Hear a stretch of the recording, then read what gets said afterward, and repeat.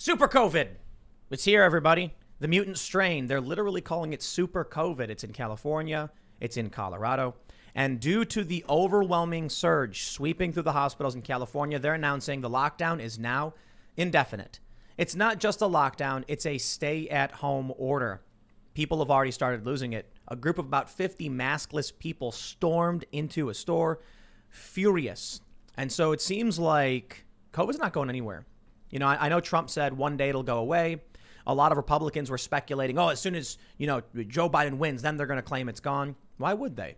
I mean, first of all, there's actually a virus called COVID and, people get sick and they die from it. But more importantly, the emergencies empower those, it gives power to the authorities. Declaring an emergency is the easiest way to oppress, suppress, and stay in power. So even if it was this, even if, many people were saying that it was going to go away, even if that were true, that's kind of ridiculous because people don't want to give up power.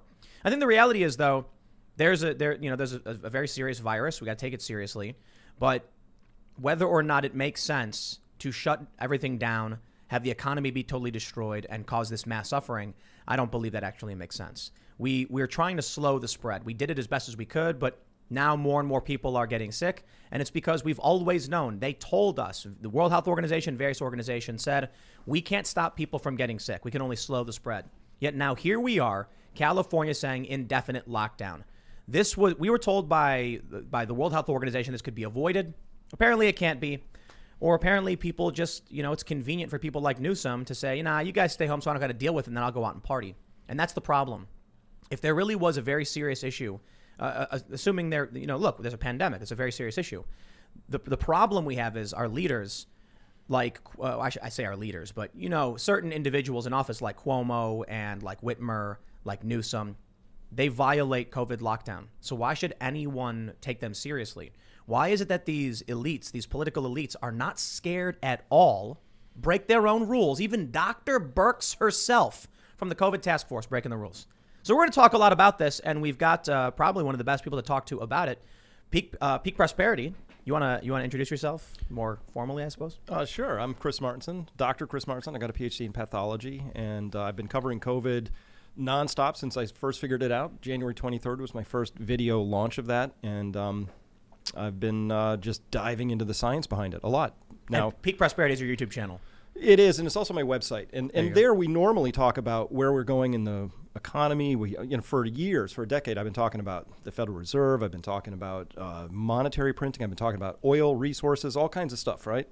But then COVID comes along. I'm like, this is going to be a bit of a game changer. So I dusted off the old science credentials and dove in. And what a journey it's been. I'm not at all where I started in this story. It's interesting, too. Just before the show, a couple times, you were mentioning that we are running out of resources. Mm-hmm. So there's serious consideration for what happens to us if we do. Does that imply that there's a net, at least some kind of benefit to a lockdown? You could look at it that way, and I see this pattern happening, right? So climate change comes along, and the story behind climate change is, hey, there's this existential threat, and it's so bad that what we really need to do is stop consuming, we have to stop burning carbon. You hear these crazy plans like, we'll decarbonize 50% by 2030, right? If you did that, the next question you should ask those people who say that is, which half of the people are going to die and which 70% of the jobs are going to go away? That's the question I had for Greta Thunberg. Not literally. I mean, she's just a kid. She doesn't understand. When she said we want to stop the oil next year, she's like, we don't want to wait till 2050, 2030. We mean next year, 2021 or whatever.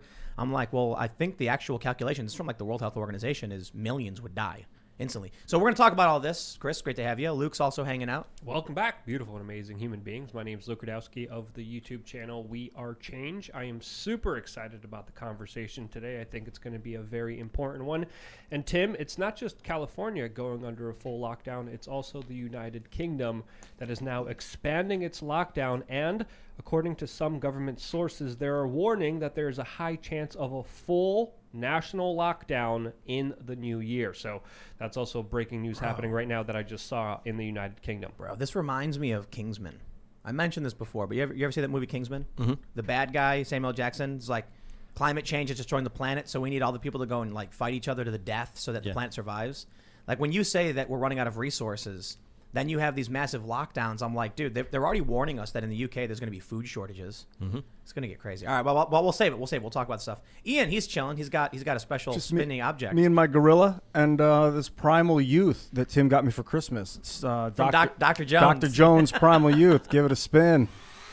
So we actually are getting some shirts made that says "I am a gorilla" because so excited. people keep posting gorilla emojis like nonstop in the chat, and they keep saying "I am a gorilla," and so I guess gorilla is the show mascot for some reason, Yes. at least for now. I guess. Sound like you said gorillaism. Gorillaism. Gorilla It's a thing. is Right show on. mascot. Yeah, Lydia is also producing. She's pushing all the buttons. I'm pushing buttons over here in the corner. Well, let's talk about all this stuff. Let's talk about what's going on. If you haven't already, smash that like button. Hit the notification bell. Subscribe. We are live every Monday through Friday at 8 p.m. Check us out on iTunes, Spotify. Leave us a good review. It really does help.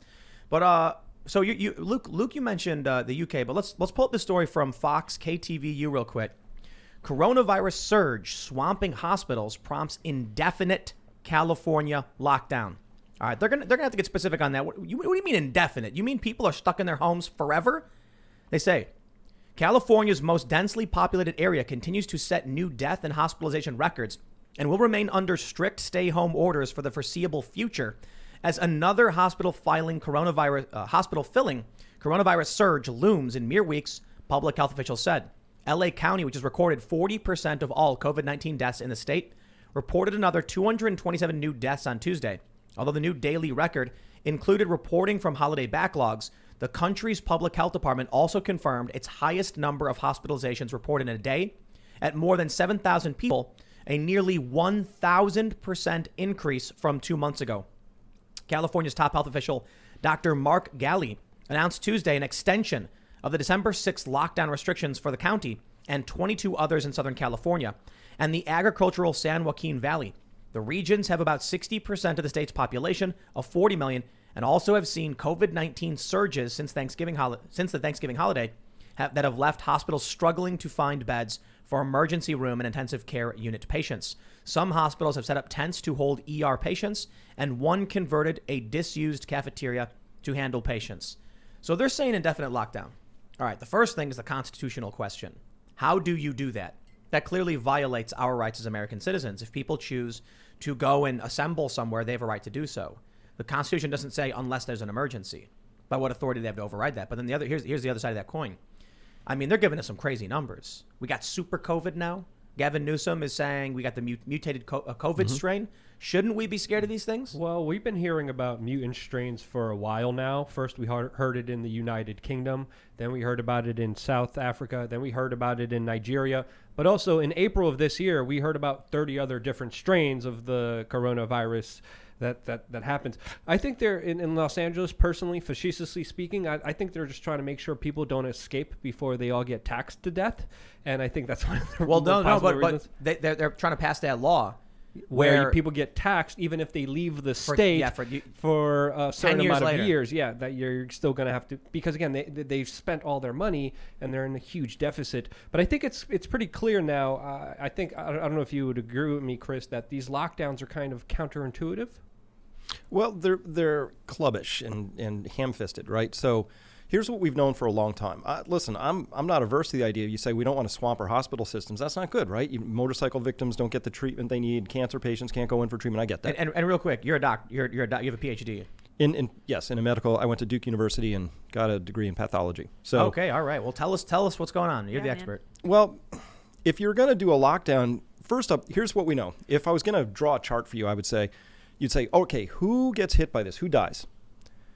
You have an exponentially increasing risk of death by age.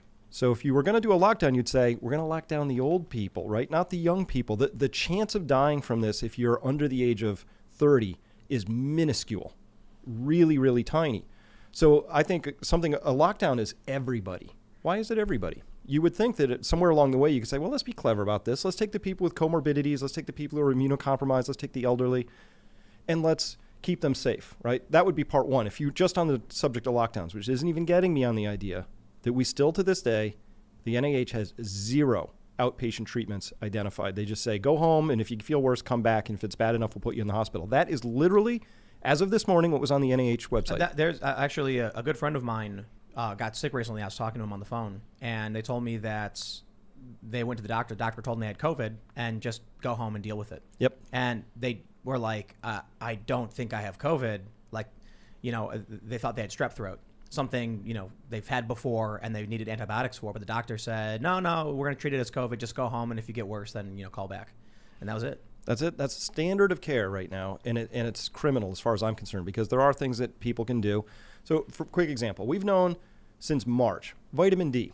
It's really more of a hormone, but vitamin D, the stuff you get if you go out into the sun, right, which is hard to do in a lockdown when you're all stuck inside, right? But that stuff alone, we've had a Spanish study which showed that of people who are in critical condition, they measured their blood levels and they said, how much vitamin D do they have? So they discovered that people with lower than 17 nanograms per mil of vitamin D in their blood were 80% of their critical COVID patients. Oh, wow. Nobody with vitamin D above 21 nanograms per mil was even showing up in their critical ICU. So they said, wow, let's do a study. And they started giving this to people when they showed up at the hospital, and they cut deaths and they cut hospitalizations. Just vitamin D. And I want to make one thing absolutely clear. We're not here to give anybody medical advice. Talk to your doctor, because you're going to hear a lot of things from a lot of people in a lot of different places.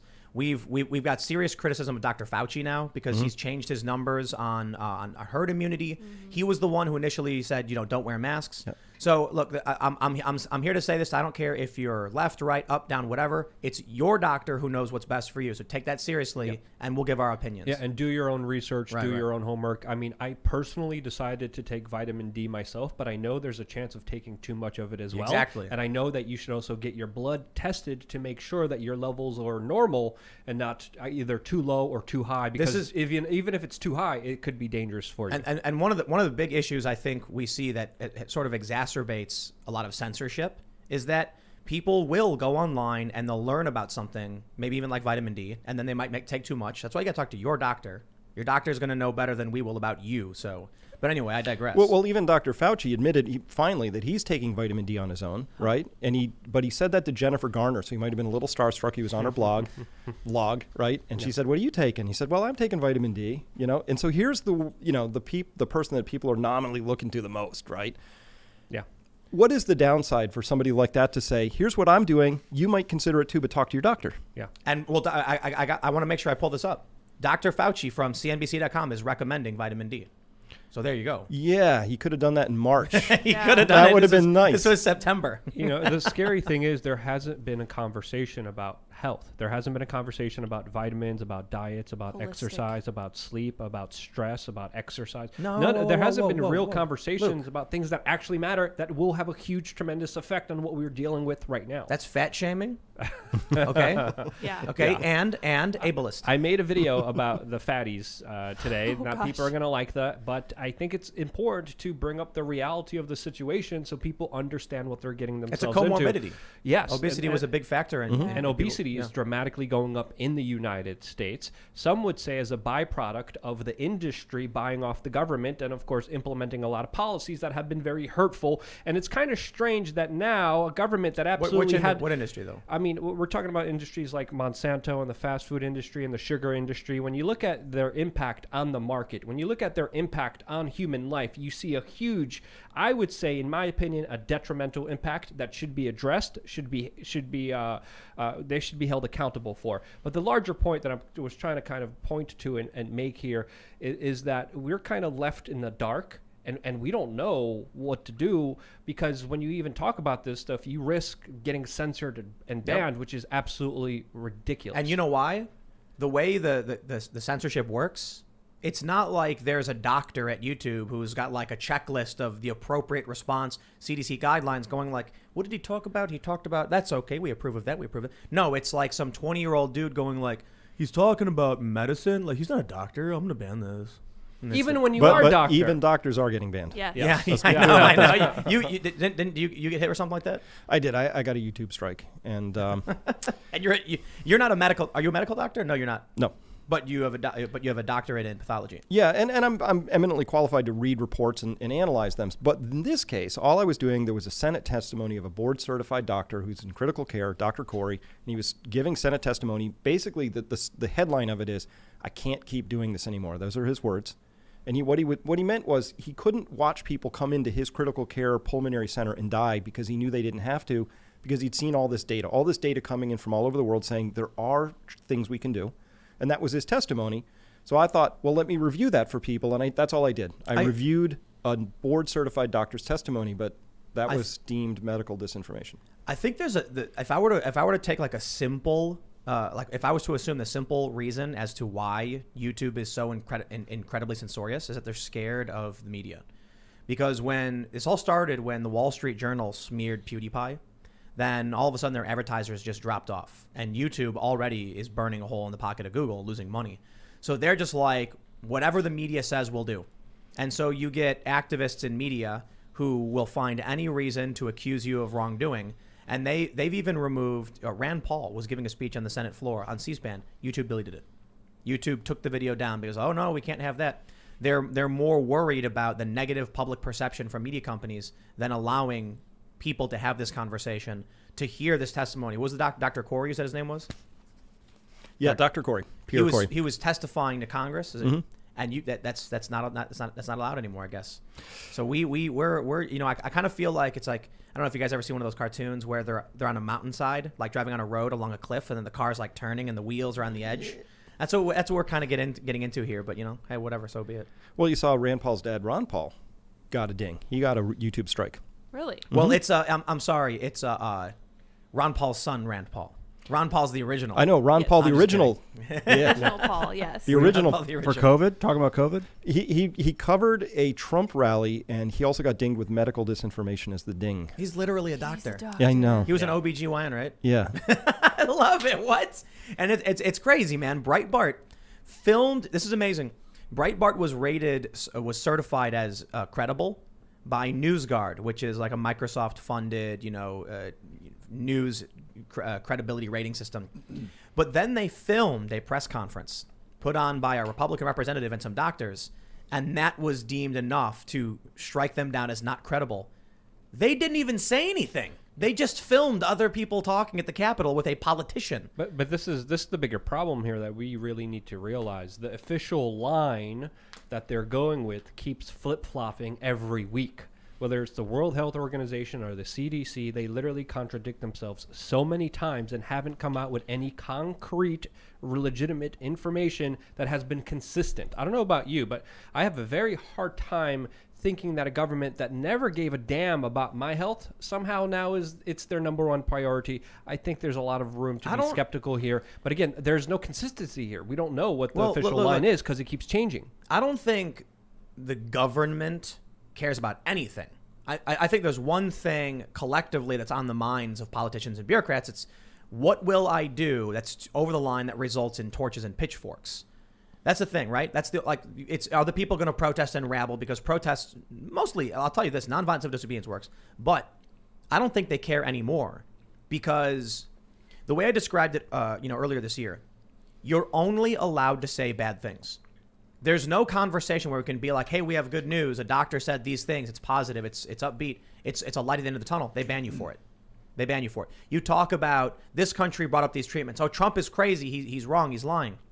I could say something like, TechCrunch reported that Z-Pak, hydroxychloroquine was showing promising results in a French study, and then a smear piece comes out claiming, using twisted framing, Tim Pool claims that studies prove blah, blah, blah, but that's not true, even though it's like, they'll try and make sure you can't say anything positive. So what ends up happening is all the news that comes out is super COVID is here, hospitals are overrun, everyone's, sick and dying, it's getting worse, it's worse, it's worse, it's worse. And so then everyone just keeps getting more and more scared. And that results in the snowball rolling down the hill of the story only going crazier and crazier. Because imagine this. Right now, what we know is there are many hospitals that are being overrun. Mm-hmm. We see the photos and the videos of the nurses there, and they're like their faces, and they're like the marks on their face from the PPE, and they're tired, and they're beat, and their hair's all messed up. Most hospitals, it's my understanding, are actually okay. There's tons of videos of hospitals that have not been, overrun, and that's because hotspots are centralized in certain areas. But we're not getting video after video after video of hospitals that are okay. We're getting video after video after video of hospitals that are doing worse. And then we're getting videos of nurses dancing. I guess that's kind of the positive, I suppose. Glad they have time for that. Right. Yeah. But the main point I'm trying to make is if the only thing you ever hear and are allowed to hear is that things are getting worse, you don't actually know. Like, there's no balance to this conversation. Are we is there a chance for optimism? Can't tell you that because we'll be censored if we do. That's where we're at. Yeah, and as a scientist, this actually bothers me a lot. This whole idea that there is a central body, that there's an agreed upon set of facts that we know. We don't know crap about this at this point in time, right? So here what we know, it's a novel corona. Can I even say this, Yeah. Yeah. I can say You that can say word? vaccine, Novel you can say coronavirus. Yeah. A You novel can say those. coronavirus? I can do You that? can say that, yes. Oh, it's so I mean, free air. look. If we get banned, whatever. So it's novel, which means we have to try some things, right? And the whole thing about the Dr. Corey in his testimony, he said, look, we don't need the latest whiz-bang stuff out of pharma. That would be great. But we have 100 years of medical and medicine development, and we have things that work. And by the way, we try things all the time off-label. We try things for other things, and they work all the time. In fact, we do all sorts of off-label stuff already with kids. You give them SSRIs and all that stuff. That's off-label, right? Aren't there like medications that have a side effect of weight loss that they prescribe to people to lose weight? Like, is there stuff like that too? That's off-label, right? Yeah, and everything has a side effect. Everything. Water, take too much, you have a side effect. But I would just think that at some point, this whole idea, we can't have that positive news. Isn't the nation just like ready for some of that relief? Wouldn't everybody just be kicking their heels up if we said, there's something that some doctors are saying is really effective, and by the way, there's a lot of them, that's better than go home and come back to the hospital if you feel worse. If it bleeds, it leads. So, lady just pulled this up. This is from Fortune.com. U.S. news coverage of COVID has been more negative than in other countries, researchers find. Not So, surprised. and that's a fact. Like you mentioned, you got a strike right, on YouTube, and Ron Paul did as well. And you are a PhD in a pathologist, and Rand Paul is literally a doctor. Well, I should say he's retired. But man, how crazy is that? So I started reporting again January 23rd. Within a couple of weeks, maybe a week and a half or so, my wiki page, which had been up for over a decade, got yanked, got taken down. And the complaint was that I was talking about things that were out of my wheelhouse, that I had no authority, that in fact I wasn't a practicing scientist and all this stuff. Now, I'm a published scientist, and it's true, I've been doing other things besides conducting science for a while, but that doesn't invalidate the training or the degree or what I know, right? Have the papers that you've gotten published in scientific journals been invalidated or removed? So it's all currently standing science. It is, yes. Well, this happens in many different instances in many different kind of areas. For me personally, they got me because I didn't believe in the Russian collusion after Donald Trump's victory when he first won the presidency, and they delisted me. They depersoned me on Wikipedia and said that this is a person that shouldn't even be mentioned or referenced, no matter what he does, no matter what news he breaks. They're trying so hard just to get rid of stuff. I'll tell you, there's been a lot of attempts at somehow finding a way to smear me because I'm fairly boring, tepid commentary for the most part. But there was an article I read from Fox Business about Seth Rich, and then there was a statement from Kin.com. They claimed that by talking about it and arguing that it wasn't definitive, I was pushing a conspiracy theory. And then NBC writes that and airs on TV. I'm a conspiracy theorist. And then all of a sudden, a bunch of other outlets just repeat it without any basis, any fact checking, any sourcing at all. Even though I'm the one who's constantly raining on on all the parades of these people, saying it's probably not true. Occam's razor, simple solution, and I don't believe in any of this stuff. Doesn't matter. They need to find a way to discredit you and take you down. And I'm surprised they outright deleted your Wikipedia page. That's bold, but that's one way to do it. Because no one's. I think one of the issues is who's going to write negative things about you and what's their grounds to do it. Right? You're a published scientist giving your thoughts and opinions. Quick, get rid of them. Because if they can't smear you and find a way to do it, they have to just get rid of you, right? Right. So I wasn't big enough to not be gotten rid of, right? You have to be big enough so that it makes too much of a stink, So I think already by early February, this means that there was a very serious attempt at message control.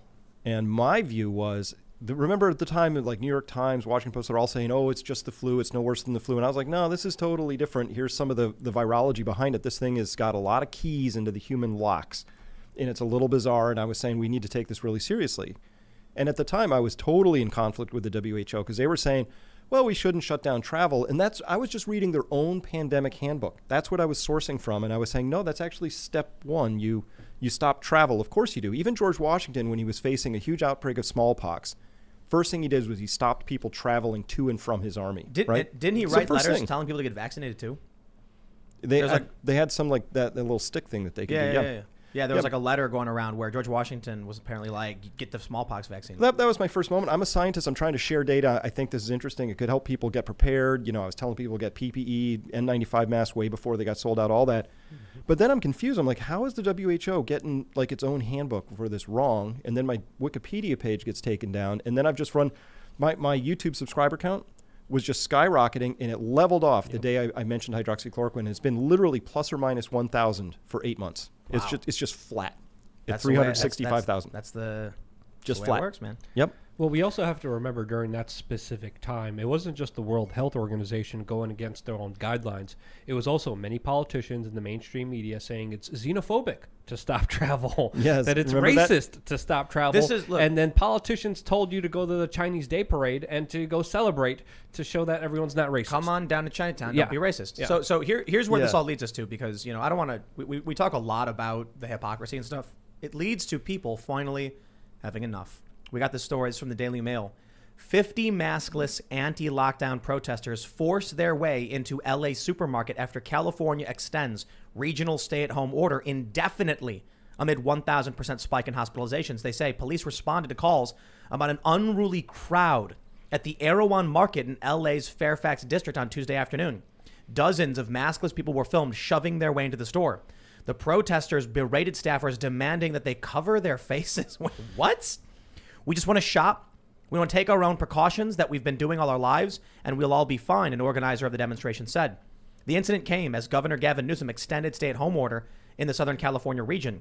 LA County has become one of the nation's worst hotspots in recent weeks.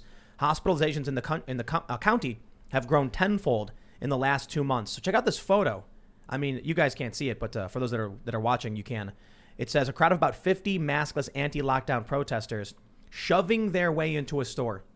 You got a lot of people, man. I'll tell you. I don't know if you remember seeing the videos from earlier in the year of the stores being stripped clean. I mean, first of all, toilet paper was first to go.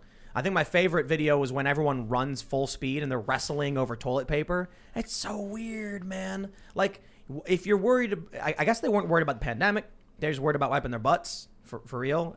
All right. You know what? I'd run for the food and the bottled water. Like if everyone breaks for the toilet paper, I'm gonna go get some produce and some canned goods. I don't know. But anyway, I digress. The other day we heard a lady beat a cop with her own baton because she was told to wear a mask. A Navy vet bashed a guy at a bar over the head with a bottle for being told to wear a mask. Now you've got these people storming their way into a supermarket saying, we want to shop. So what happens when people start running out of food? Because it's going to happen. I mean, people aren't working. California is making the lockdown crazier. You combine that with the hypocrisy. You combine that with people who earlier in the year were saying one thing and doing another, and now they've flipped 180. And if you repeat the same thing the Surgeon General said earlier this year about masks, or Fauci did, they'll nuke you. They'll get rid of your account. They'll get rid of your channel. If you say it's xenophobic to ban travel, you're gone. But they said all of that. When they decide it, and it's not even Republicans, it's mostly Democrats. When they decide to say it, it's fine, no matter what it is they say. That's where we're at right now. People can see that, you've got Murphy in New Jersey went out to eat and got harassed by, or you got berated by some people. You've got Whitmer went to get her hair cut, Lori Lightfoot. You've got Nancy Pelosi. You got Newsom violating COVID lockdowns. I wonder, these people, their loved ones are dying. They can't go out and they can't see them. They can't be in the hospital with them. Their children are being born. Can't be in the hospital with them either. I've seen tons of comments from people saying, my parent or, grandparent has been in the hospital with cancer or some illness, and it's been weeks and they're deteriorating. No one can see them or visit them. And then what do we get? The politicians are breaking their own rules. Dr. Birx on the task force violates COVID restrictions that the advice she's given, goes, visits her family, takes photos. And then insult to injury. The nurses get on camera and choreograph dances and shuffle about in a place where people are dying en masse. Eventually, I think the people are going to kick the doors into these supermarkets to start taking stuff. And it's probably going to get crazier than that. People are going to start this law is going to start breaking down. I mean, it already is. Well, there's when I'm talking with somebody and we're sharing opinions, people can get, passionate about it, but still you're just met with it. An opinion doesn't really go off the rails when you're talking about it. But when somebody's beliefs are challenged, emotions flare up. So I think what's actually happening is these people are finally discovering that, we held a belief that we're a country of people, we're decent, we're hardworking. We have this American dream story, right? And that our leaders, are really there for us, in some way, I guess, went deep down. But COVID has stripped something bare, which is that our leaders don't care at all about us. And probably the most shocking, grotesque display, and there have been many, has to be this most recent stimulus bill, right? $600 for everybody earning 75 grand or less, right? So that you add it up, that's about $90 billion out of 900. That's 10% going to people, right? Who have been out of work for months after months after months after months. So what do you do with $600 after you've been out of work for 8 months? Not a lot, right? Do you pay your overdue cable bill or your cell phone, or what do you do with that, right? Yeah. And then they put 90% of that goes to like Israel and Egypt. 1.3 billion is going to Egypt. 700 million is going to Sudan. Well, 453 million is going to Ukraine, and then 500 million is going to Israel. So to just clarify, 200 billion of the 2.3 trillion dollar omnibus is going to be dispersed as stimulus payments. The next 700, there's 700. I'm sorry, is that 200 billion? And then there's 700 billion that's going to be dispersed in other kinds of like economic relief, like the Paycheck Protection Program and things like that. Then you get the omnibus spending bill, which was a ton of it is like general spending programs, but a lot of them are ridiculous. Like what's the lizards on treadmills or whatever, and the Pakistani gender programs. I don't care what the number is. We're at a point where our economy has been decimated. When we're unable to work and survive, why would you give any money? Could you imagine? Let me just give you an analogy. Could you imagine you get fired from your job, right? And you've got a savings of a couple grand and your rent is like $1,000 a month. And you're like, well, I could probably last about 2 months.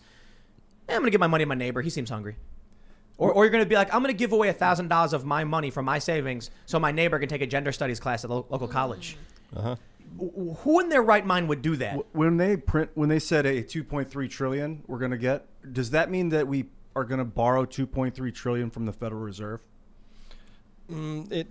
So the run rate of their spend right now is run rate on an annualized basis close to 10 trillion, and total income is around 4. So they're spending. Not all of that will be borrowed. Some of that comes in income taxes. Some of it comes in Social Security taxes, FICA, stuff like that. But by far the majority of it's being borrowed right now. Do you know how much of it's being borrowed? But like, who does it get borrowed from? How do they borrow it? Well, the Treasury conducts an auction, and this is a very simple magician trick, right? The Federal Reserve is not directly monetizing debt because that would be Banana Republic. So what happens is one of the 23 primary dealers, JP Morgan, et cetera, they go in and they buy these things, and then the Federal Reserve buys it from them.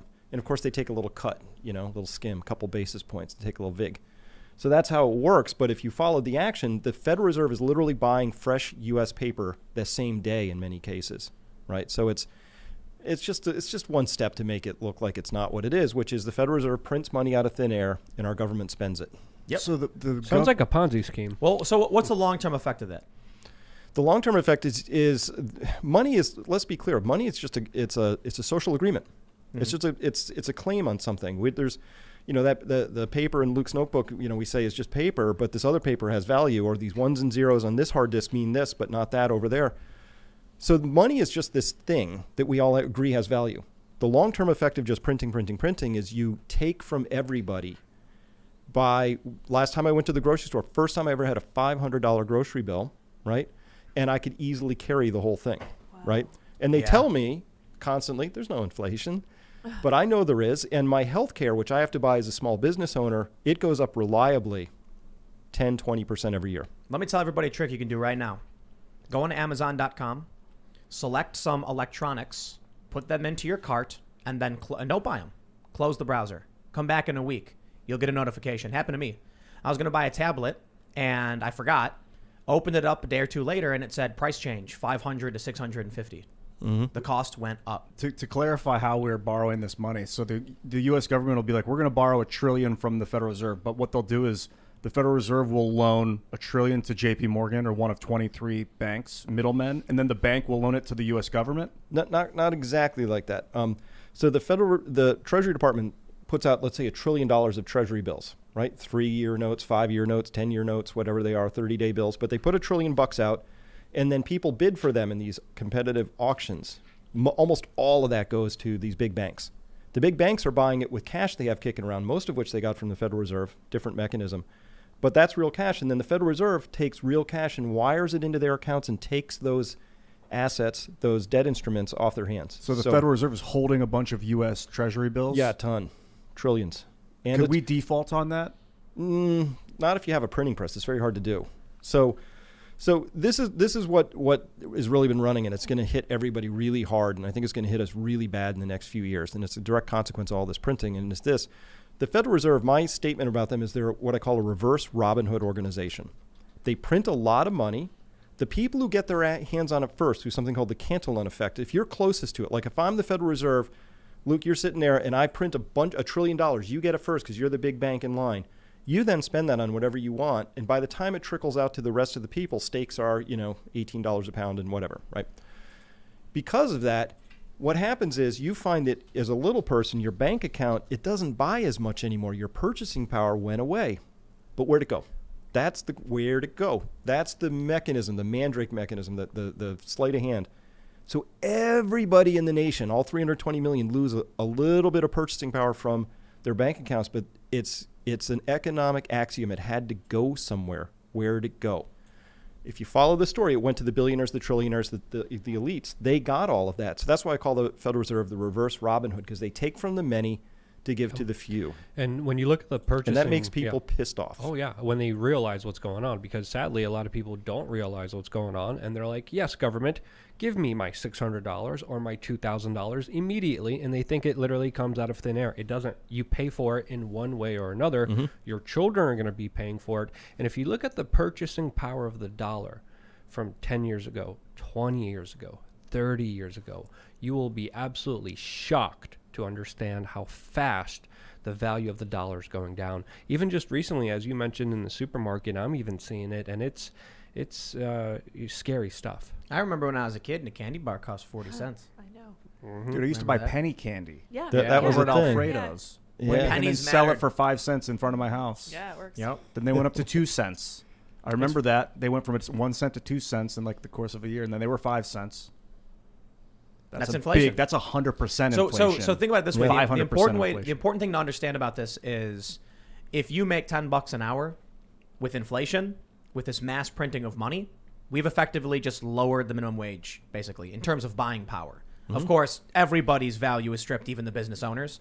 Another way to look at it is, let's say you worked for 50 years, or 40 some odd years. You finally retired, and you got a couple $100,000 in your retirement account. Well, you're not going to make more. That's your money. That's your budget for the rest of your life. And then they mass print trillions of dollars, devaluing that currency. All of a sudden, your retirement account is worth half of what it was, no longer enough to actually retire on. What do? I guess a lot of people are going to become dependent on the government to keep printing money for them, because the money they have is no longer sound enough to actually buy things. So then you get people who work at Walmart, because Walmart gets special kickbacks from government.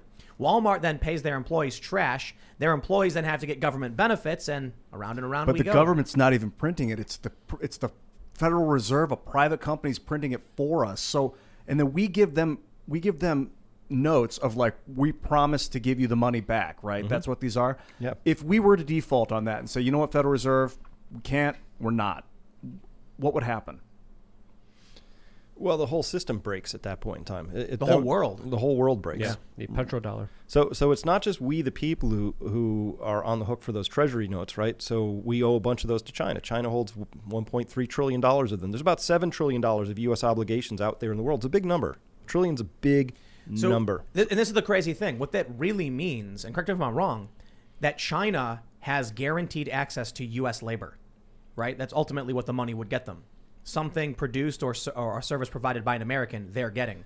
So it's effectively like when the U.S. borrows money from China to pay back with interest, they're saying what we're going to give you assures that the people in our country will work for you in some capacity. Is that the Chinese central bank that we owe? Yes, that's who's So nominally it's the holding it. Chinese But version of the Federal Reserve. Yeah, which the is People's the Bank Bank of of China. Mm-hmm. And then there's the Bank of so are you familiar with the Bank of International Settlements? Mm-hmm. The bank, so that's like the mother central bank where all the other central banks funnel their money through. I would imagine that the Bank of China and the Federal Reserve are connected through the Bank for International Settlements. Yeah, and I don't know that it's useful really to think about different countries when you get to the banking or cartels. They're really a tribe.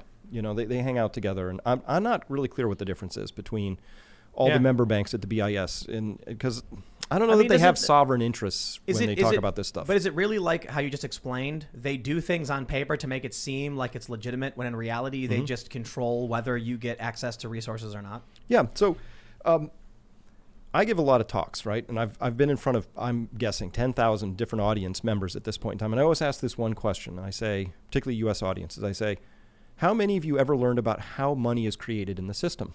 I watched Zeitgeist. I've had 2 hands go up that whole time, like taught in school, right? One was at a crazy Marxist professor at UMass, another was at Oberlin economics professor, again, a nut. But you can teach this to 5th graders, and I know because I have. And once you teach people how money is created in the system, because this whole idea that the Federal Reserve has money, no, they don't. They just literally click on a keyboard, and it's created in that moment. It's digital, isn't it? Yes. It's all not even digital. paper Not currency, even paper. Not even that. Like when you go and borrow money from a bank, people thinking like Jimmy Stewart, It's a Wonderful Life, and you go down and your savings are in my mortgage. It's not like that at all. When I go to a bank and I take out a mortgage, they click on keyboards again. And when I borrow, say, $400,000 to buy a house, that's when it got created. That's when the $400,000 came into being. Yep. Now, here's the easiest way I break down to people why it's a problem. Because I've got a bunch of these, lefty friends who are like, we need this $2,000 stimulus bill. And I'm like, I hear you. You do. I get it. You're going to get evicted. Your job has been taken away from you. But I think the real issue is that they've taken away your ability to provide for yourself. So I try to explain to them why it's a problem we're printing all this money. And I'll put it very simply. There's 5 of us here in this room. Imagine there was $1 between the 5 of us. And I'd give it to Luke, and then Luke would trade it to Ian, and Ian would trade it. And that's how the economy functioned. Now imagine one day I show up and I start drawing on a piece of paper dollars.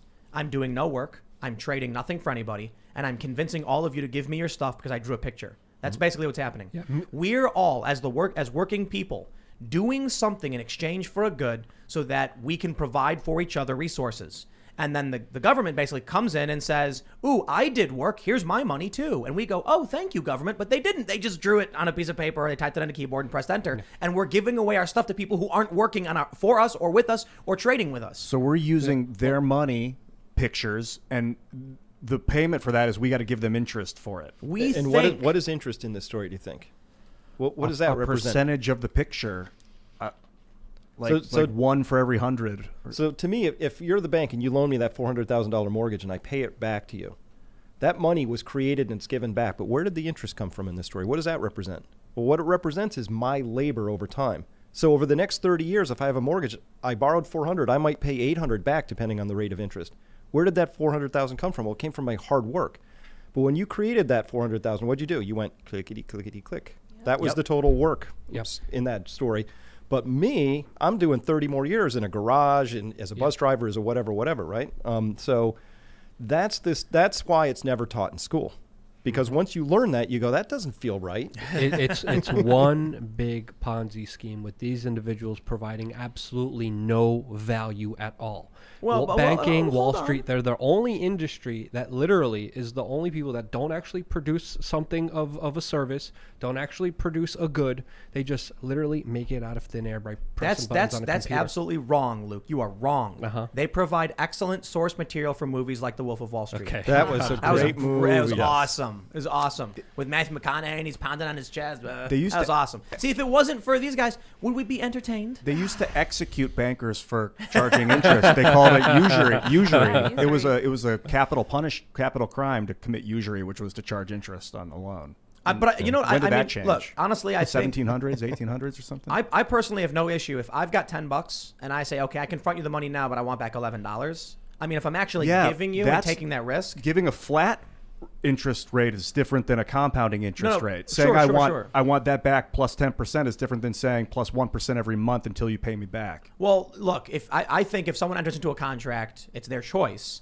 If I have money, if I say, Luke, I'm going to lend you this, half bottle of water, but you got to give me a full bottle of water when, in a month or so, I think I'm fine with that. The problem is when I'm like, okay, I'm not actually going to give you any real water. I'm going to spit in a bottle, call it water, and then you got to give me a full bottle of water back. Yeah, but even with the spitting, what you're doing there is you're actually doing something. Right? Right. Even spitting is work. So you're doing something. That's the difference here. And so the idea of like if I earn $10 because of my hard labor and then I decide to loan 10 to Luke and he's going to pay me back 11, that's a different story from saying I'm going to create 10 out of thin air and then insist that you give it all back plus some VIG, whatever the particularly compounding interest, right?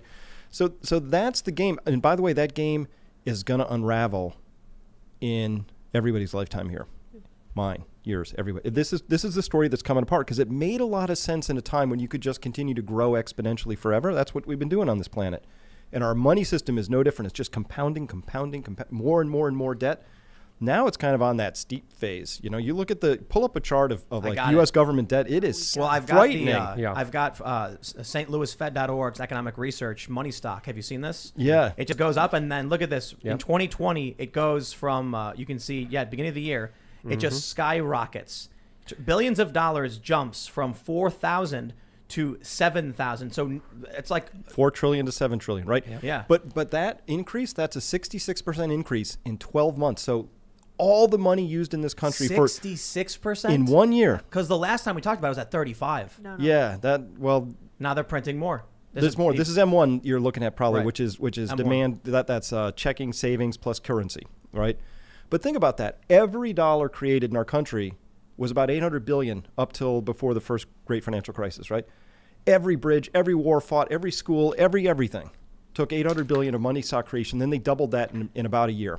Mm-hmm. And that model has just been going, and you can feel it. It's getting faster and faster. So for all your listeners out there, just ask yourself, does it feel like it's just speeding up? Yup. Because it actually is. So Bitcoin. I mean, those charts look similar to the Bitcoin charts, especially in their value. No. So look. I have a phone with it has a Bitcoin wallet on it, and it's an old phone. So I just was like, at one point I was like, whatever, just put it in a box and forgot about it. And then I'm following Max Kaiser on Twitter. You guys know Max. You know Max, right? Yep. Orange Pill Podcast, and he's got this really funny meme where he says, "Have fun staying poor." Have you seen that? People who keep telling him Bitcoin was like, don't buy Bitcoin, it's crazy, it doesn't make sense. It's him sitting in a chair, like looking at the camera, says, have fun staying poor. And so I'm seeing him post these things, and then all of a sudden I'm like, people saying Bitcoin broke its all-time high, and I'm like, where's that phone at? And I'm like trying to figure out where it is, and it's dead, and I got to plug it in to see like what's still on it, because it's $28,000 for one coin a couple of years ago. Well, this is the thing. $3,000. People are looking for alternatives to the dollar. People are looking to get out of this thing that, of course, people are just printing like crazy. And that's why we're seeing, I think, in one instance, why cryptocurrencies are doing so well right now, because of this incredible amount of money printing that's happening right now. Let me tell you, I think crypto is not the right call. I think gold is not the right call. If there's one thing you got to buy, it's Primal Youth by Dr. Jones. Spinning here. I'm kidding. Infowars.com. No. Water. Access to water. Watching that video of these people storm through this supermarket because of the lockdowns, and they're like, we want food, we want to shop. You can have all the Bitcoin in the world. When an angry mob is hungry, they're not going to stop to ask you for your private, or for your public key or whatever to do an exchange. They're gonna punch you in the face and take your sandwich from you. Of course, that's why I bought ammo, heirloom seeds, a lot of medicine that we can't even mention on this show right now. Being prepared and having personal responsibility is the absolute key. And when you're paying attention, when you know big companies like Citadel and BlackRock, and you see the revolving door, you see the game that's being played on the American people, and you see the writing on the wall. It's there, and it's becoming way more and more evident. And when the people who are rioting are going to find out about the exact details, I don't know. Oh boy, I don't know what's going to happen. Do you guys see this video out of New York where the kids are smashing the SUV? Yeah. Throwing their bikes at it. One kid, runs up, jumps, and then drop kicks the windshield. It was a medical SUV apparently. New York is, look, it's a waste. I'm going to call it a wasteland because I'm being hyperbolic. But let me tell you something. What people don't understand about extreme circumstances is that you're a frog in a pot with the water level, the heat slowly rising until the water boils and you don't realize it.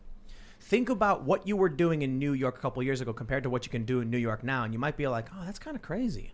Can't do any of that anymore. When was the last time you saw a story about a mob of people breaking into a supermarket?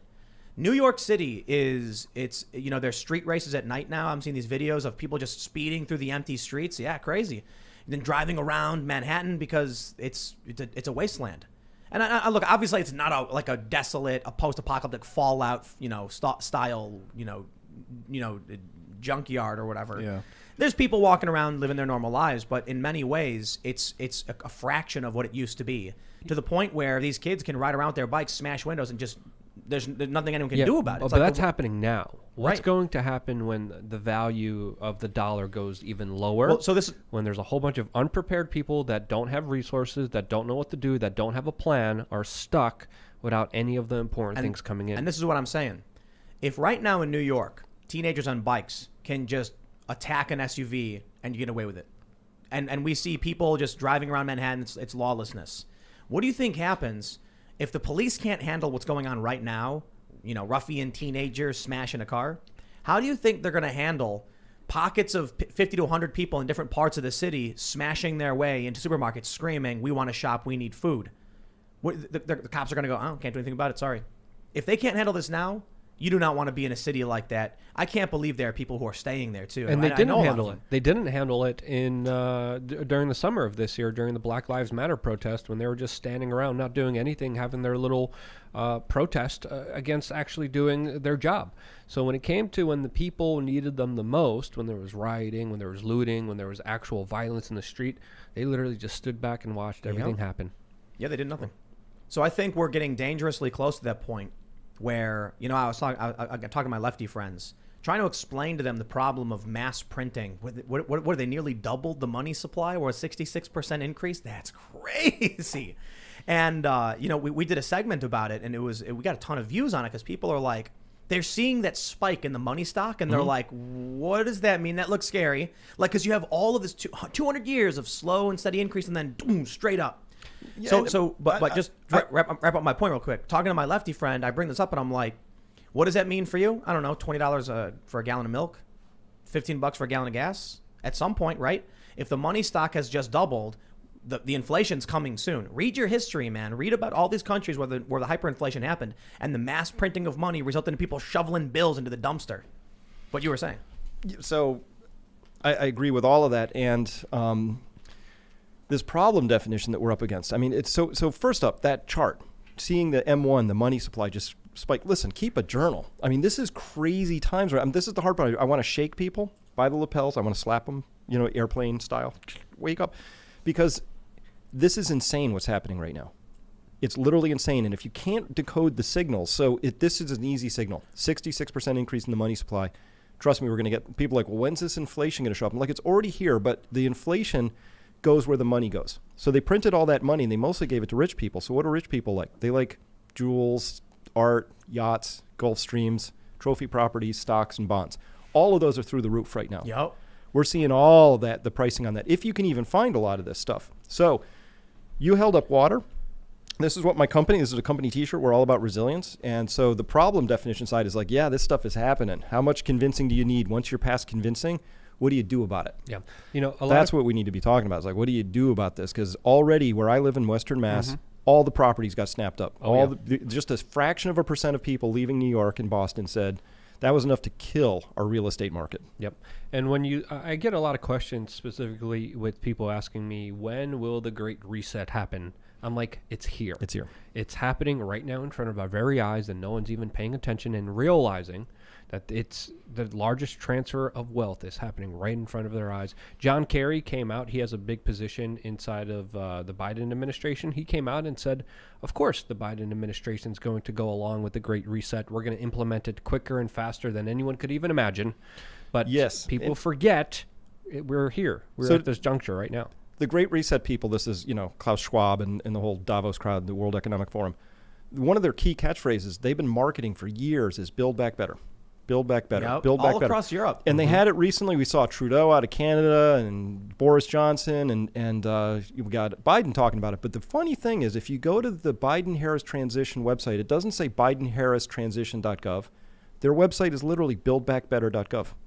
That is their transition. The talking points. Website. That's what these European leaders, that's their slogan. Why is there a .gov that's a slogan of European leaders? Why is it the president-elect's website, Build Back Better? What does that even mean? First off, it's sort of just grammatically, it's kind of a disaster, but is it like once it falls apart, we're going to make it stronger again? So like if an animal's suffering, you want to put it out of its misery? Is that what they're trying to do right now, is put the system out of its misery so that it can come back stronger? Everything's being destroyed and they're going to build back better. But better. There you go. Well, Yeah. they're just Oh, talking about. I needed the feels right good. emphasis on Feels that. exactly. It feels good, huh? Redefine capitalism to make everything more equal and more fair for everyone. Because greener. the big powerful globalists that are responsible for so many ills and wrongs in the world are now going to have a 180-degree flip in their soul and actually start doing good things for everyone, just like they promise in this very vague open language that we hear on the IMF, the World Bank, So I just and want the World Economic Forum. I do want to make sure we cite all this. We have The Hill. John Kerry reveals Biden's devotion to radical Great Reset movement. Now, to clarify, this is from a contributor, Justin Haskins, but he does go into talk about the Great Reset movement, COVID, and here we have the World Economic Forum's The Great Reset website saying there's an urgent need for global stakeholders to cooperate in simultaneously managing the direct consequences of the COVID-19 crisis. To improve the state of the world, the World Economic Forum is starting the Great Reset Initiative. Yep. We had on Destiny. Are you familiar with Destiny? He's a leftist. Although the progressive, I guess the woke left really hates him because he said, I guess he said that Kyle Rittenhouse was defending himself, and so they went after him. But he's pretty lefty. He said, isn't a crisis like COVID the perfect time to do reforms to make the world a better place? Doesn't that make sense? So I think the issue is, put a pin in that. Now I'll mention I had Alex Jones on the show, and I asked him, what if they're right? That, humanity is hurtling towards non-existence, extinction, because we're destroying this planet, stripping resources, and just burning ourselves alive. Don't we need to do something? Is that possible? And Alex actually said, you're right. I think about that all the time. Yeah, maybe. But, it's a very serious challenge. And then ultimately what it comes down to, hearing this from, say, Destiny or hearing what Alex thought about it, it's a question of your right to impose what you think is right for the rest of the world. And here's where the real problem comes in. If you came to me and told me, Tim, the world is on fire and it's going to end soon, I'd be like, that's a problem. What can we do to solve it? If I trust you. What if you're not right? What if you're just another crazy person like all the rest of the crazy people who thinks they know what the world needs? You've got fascists who think they know what the world needs. I certainly don't trust them. You've got communists who think they know what the world needs. I don't trust them either. So if someone comes to me and says, we must impose authoritarian rule over all of the people of the world to make sure we survive, I don't have any good reason to trust what you're saying. I want the world to survive. I want to mitigate these problems. I personally think we got a problem with climate change. And you even mentioned we got a problem with resources. But who do I trust? Who do we empower to put the boot down over everybody else? So a doctor once told me, I love this saying, people don't sue outcomes, they sue relationships. So here's my relationship with these elites at this point in time. They just lie about everything. So I'm actually fairly sympathetic to this line of thinking. If they said, listen, we're 7.8 billion people, normal trajectory, we're going to 9, maybe 10 billion. That's a fact. That's going to happen by 2050. Here's where we are in the resource story. Here's how much oil we think we have left. Here's how much fresh water we think we have left. There's a gap here. We have a problem on our hands. But let's pull through this together. So this would have been like going to the nation back in 1940 and saying we have to defeat Nazis, right? And as long as you're honest about that, people will go, okay, if people know what the vision is, they will crawl through mud, literally. You ever seen those people do those mudders, right? Like just crawling, like, because they have Tough this mudder. Yeah, and it's team-based, and they want to do it. So people will do amazing. I have great faith in people, but I think what you're talking about is that the people who are pulling the strings up there right now, they don't have that same faith. In fact, they actually don't trust us. So that means we're in a relationship that's not based on trust. And so your question is a good one, which is, why should I do anything if I don't trust you? Well, here's an interesting conundrum, I suppose. You've got the IPCC. Mm-hmm. A consensus among scientists: climate change is happening. How do you feel about it? What's your thoughts on climate change? It's very complicated. I've put not enough time into it to really understand what's going on, but I get the basic theory of it. And I don't want to get into the actual politics that arises around it, but I just wanted to point out that you've got a large faction of people who don't believe it's real. If you get someone like Al Gore coming out the documentary and doing a presentation saying, here's what's happening, and half the country believes it and half doesn't, then I don't necessarily agree that if they came out and said, here's our plan, people would just agree to do it. I think a lot of people would just say, no, you can't tell me what to do. But it's not necessarily around the climate change. This resource story is more direct, more linear. So ocean acidification is something I believe in completely because it's very simple. You take the partial pressure of carbon dioxide in the atmosphere, and the higher it is, the more there is, the more goes in the water, the more acidic it becomes, period. Yeah. And I've talked to oyster farmers who can't grow oysters in both Maine and in Puget Sound because the ocean's too acidic. But the jellyfish comes in, and we can eat. People are eating the jellyfish now. I've never tried it. Is it good? Have you looked into iron fertilization? Yeah, this whole idea that we're going to geoengineer our way out of this, I think, here's complexity theory is the most important thing I've ever learned. And in complexity theory, there's a couple things. Like even if we had a computer and we're modeling sand being dropped, exactly when and how much that pile is going to slump, we don't know. We can't predict it. We don't. That defies us. So when you say, do I believe in climate change, it's not a question of belief. What I'll tell you is it's not just a complex system. It's hundreds of nested complex systems. Our ability to predict that is zero, right? But we can sort of look at the larger trends, which I do believe in. But anybody who has certainty about where anything's going to go or how it's going to play out, I don't know about that side of things. But ocean acidification is dead simple. Tell me how much CO2 is in the atmosphere, and I'll tell you what's going to happen. And so I've worked for environmental nonprofits, and we talk a great deal about the dead zones that have appeared in, say, like the Gulf. Are you familiar with these? Yeah, from all the nutrient runoff. Yeah. Yeah. So, and there's also the other problem. You mentioned fresh water. I did a short segment on a desalination plant in, I believe it was Carlsbad, California. And a lot of people are saying, oh, the whole world is water. We just got to get the salt out of it. We can drink it. What they don't realize is, first of all, that creates a mass movement of the water into other areas. But the brine runoff from when they pull the brine, they take salt water and they pull out a bunch of water molecules, which gives them fresh water. They get a really dense salty brine, which then rolls down the bottom of the ocean bed, killing off all of the smaller life forms, creating this wave that goes all the way up, creating a dead zone where now there's nothing alive anymore. So that desalination is not a solution to this. So that ultimately what I'm getting to is, it seems like we can't just keep doing what we're doing, can we? Nope. That's the point. So we just can't. But where's the balance between an individual's right to choose and live their lives for themselves and like shaking humanity by the shoulders and saying, like, you are burning things to the ground? What do we do? Yeah, but the people who are saying things are burning down, they're lying through their teeth. And usually they are connected to individuals who are doing the burning.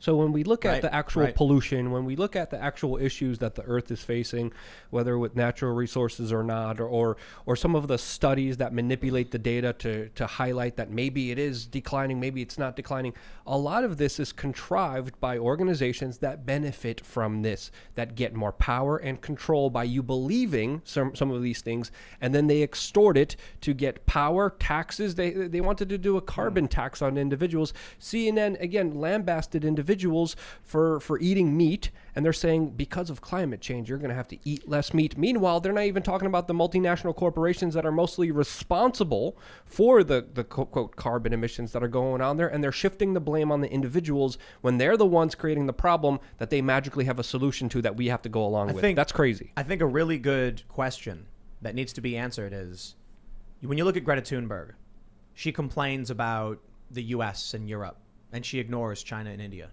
Mm-hmm. Why is that? Look, I'm here with you, man. I'm ready to fight for the environment and all that good stuff. But I got a real problem with when we ignore a couple very important questions. We ignore China and India, and they're pumping out tons of carbon. And I don't see Greta Thunberg complaining about that. The U.S. is actually working hard to reduce carbon emissions, find other ways to produce energy. Not like it's perfect, but then you also see these elites who fly on jumbo jets and have big houses, but more importantly, buy beachfront property. Yeah, mm-hmm. Like Bill Gates. Bill Gates recently bought beachfront property. Haven't all of them bought beachfront property this year? But this is the thing. We also have to understand, a lot of China's pollution was predominantly responsible because of other countries sending their garbage to them, and they said that they're going to recycle it. They didn't recycle it. They sent it into the oceans, and then the world found out that recycling mainly, in part, was a large scam on the people. I think I figured it out. You see, all these rich people buy this beachfront property, right? Because they really want to live on the beach. Barack Obama just did it recently in Maine. But then they're sitting there thinking, like, I just invested, $10 million in this condo, right? And it's going to be underwater in 20 years. So they go to their buddy and say, how do we stop my condo from going underwater? I know. Let's lock everybody down so that no one can do anything. Because then they know we'll save resources. That means the elites. I'm half joking, by the way. Well, there's climate change zealots right now that are coming out in mainstream media publications, and they're writing editorials how we need to continue these lockdowns. We need to prevent people from riding cars. We need to prevent people from traveling to stop climate change after we defeat the coronavirus. we still have to continue these practices Yes. because they're good for the environment. Meanwhile, they point to the responsibility at the individual rather than the actual culprits who are responsible for it. And it's absolutely sickening, and it's totally disingenuous, quote, journalism. It's PR propaganda for the very rich to become richer. They write that the Great Reset is a conspiracy theory, that people think the elites are just locking us down because of climate change and not really because of COVID. I got an article here from the World Economic Forum themselves. Emissions fell during lockdown. Let's keep it that way. Yep. Well, there you go. I don't think we need to. Well, They're so- saying it to us. So if somebody says they're going to do something and then it happens, it's now a conspiracy theory to suggest that that might have been what happened? Well, that's what the New York Times even wrote. They said if you talk about the Great Reset, you're a conspiracy theorist. It doesn't exist. It's not here. Meanwhile, other publications are like celebrating it and saying that this is going to be great and amazing. It started out with you had the World Economic Forum writing the Great Reset. Here's what we're going to do. Then when the right, conservatives and libertarians started talking about it, the New York Times said, oh, it's a conspiracy. It's not real. Then about a week later, you started getting these mainstream publications just defending the Great Reset, saying far right, white supremacists, etc., are attacking the noble and Great Reset. Like we are all working together for a better world, and these far right white nationalists, harumph, I say. Yeah, Like, but here's the okay, thing. that's the trajectory things go through. You could ask every one of those journalists and say, what exactly does the Great Reset entail and what impact is it going to have on your lives? Nobody knows. Mm-hmm. Nobody has an Right. idea about this, right? Except Yeah, I you know don't that drive your car and you I'm not stay going to home. own anything. I'm going to be happy about that. I'm going to rent everything. Have no privacy. No privacy. But think that's that's all I know listen, about it listen, so far. That's you, not them. I think There's going what I think I see happening right now is there for a long time in the United States, upward mobility was a thing. The American dream existed for people, even people who were not from here, could emigrate, become American, find their American dream. You could be in poverty in the old country, come here, work really, really hard, and eventually your kids are living better than you've ever dreamed, and you got your own house, and you got a Ride business. that Ponzi scheme to the top. Well, so what's happening now is the American dream was upward mobility. In some countries, there's none because it's class-based or caste-based. Well, what's happening now is with the Great Reset, I think what they're going to do is there's 100 ladders that you can climb for that upward mobility. 99 of them are getting the axe right now. Yep. And they'll keep one or two. Some people will be allowed if they approve of you and you help them, and they will get to continue flying around on jets, running the world, doing whatever they want. But hey, look, emissions are down, the World Economic Forum says. Let's keep it that way. I don't think that's good. Now, does that mean they won't be flying? No, it means you won't be flying. Exactly. That's a great point that you're making there. And when you look at upward mobility, it's virtually almost coming to a point where it's impossible in the United States. You look at low skill labor, that's being replaced with immigration. You look at high skill labor with programming, there's a whole bunch of visa Outsourced. programs that are outsourced to India and China that are literally shipping in labor into the United States. So people going to college right now, getting into debt for the rest of their life, come out and there's no job prospects out there, and there's going to be less and less of them. We were already facing a large economic turmoil, especially in the retail market before the coronavirus. Now there's going to be a huge reckoning and a huge restructuring. The Great Reset, it's here. It's the largest transfer of wealth, and they're enforcing it with brute force. If you're a business, if you don't transfer your wealth to Amazon, to Walmart, to Target, the police will come after you. They'll shut you down. The IRS will audit you, and they will make sure any semblance of self-responsibility, any semblance of you being able to fend for yourself is eliminated, and that's exactly what's happening right now, and it's sickening. So there's one funny thing that's going on right now is there's a call to boycott Walmart, and it's because Josh Hawley, Republican senator, announced he's going to be objecting to the electoral vote count, supporting Donald Trump. The Walmart official Twitter account tweeted, I wonder if the Newsweek article has the tweet. They do. Check this out. Walmart tweeted, the actual Twitter account for verified Walmart. Go ahead, get your 2-hour debate, sore loser. Walmart had to issue a public apology. It was a team member who forgot to switch accounts, and conservatives are like, no, like we're going to boycott Walmart. Well, progressives, seeing the opportunity, were like, yeah, conservatives, woo, you're right, let's boycott Walmart. And then they're going, we actually just want to boycott Walmart because they're a massive corporation that rips off their employees and doesn't pay fair wages. And then I'm sitting there like, I don't care what your reason is for boycotting Walmart. I think Walmart's trash. Yeah. I think we got to support mom and pop shops. Yeah. So if you're mad about them tweeting at Josh Hawley and you want to boycott it, I'll take it. If you're a progressive that doesn't like they're paying wages, I agree with you. So how about we help the small businesses, the little people who need support right now, and we stop shopping at Walmart? I'm with it. I mean, Walmart's taking their profits from us right now, and they're investing it back into Wuhan, China, of all places, which is absolutely disturbing. What do you make of all of this, Chris? Are you with? Are you going to boycott Walmart? Are you going to boycott Walmart? I have been for years. I'm way ahead of the curve. Okay. Oh, great, excellent. I haven't been. I've been a little lazy on it. And I saw a tweet from Jen Perlman we had on the show, and she said we should boycott Walmart because, like, you know, they don't pay fair wages or whatever. And this is true. I mean, Walmart pays trash, and then their employees have to get welfare to make up the difference. Yeah, it's a subsidy. Yeah, I'm like, why are my taxes going to that? That doesn't make me happy. So, yeah, maybe Walmart should pay better. Yeah, this is the Ponzi scheme that's going on right now.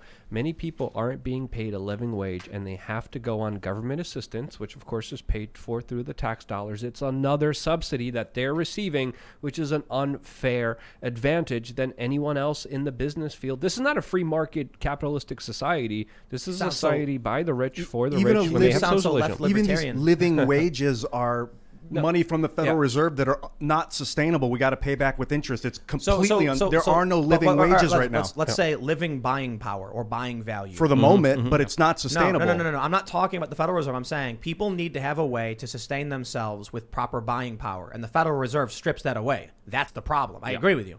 So what I'm saying is, you got a lot of people who are mad at Walmart because they insulted Josh Hawley, who was supporting Trump. Come on board. Let's. But listen. Conservatives all about helping the small business owner and the people who are fighting and working for themselves. I agree with you. We should be shopping at the boutique stores, but they've all been shut down. So the government not only is paying a subsidy wage to the people who aren't being paid enough by Walmart, our taxes cover that. And then the government comes in and shuts down all the small businesses, forcing us to go to places like Walmart. Talk about a lucrative merger between corporation and state. Oh, there's a word for that. Fascism. Yep. I thought all the left was supposed to be fighting all that, but here they are really cheering it on. The left's definition of fascism is ultranationalism and traditionalism, and they argue that even though I believe Mussolini said it was the lucrative merger between corporation and state for like a singular purpose, it was nationalistic. But I think, look, when we say fascism, we usually just mean totalitarian dictatorship, single party rule.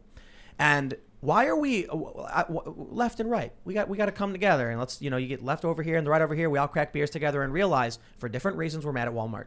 Can we all agree that Walmart is bad? Mm-hmm. And I'm sorry for singling out Walmart. Actually, I'm not sorry for singling out Walmart, but it's other stores too. It's Target. It's these big box stores, and it's Amazon.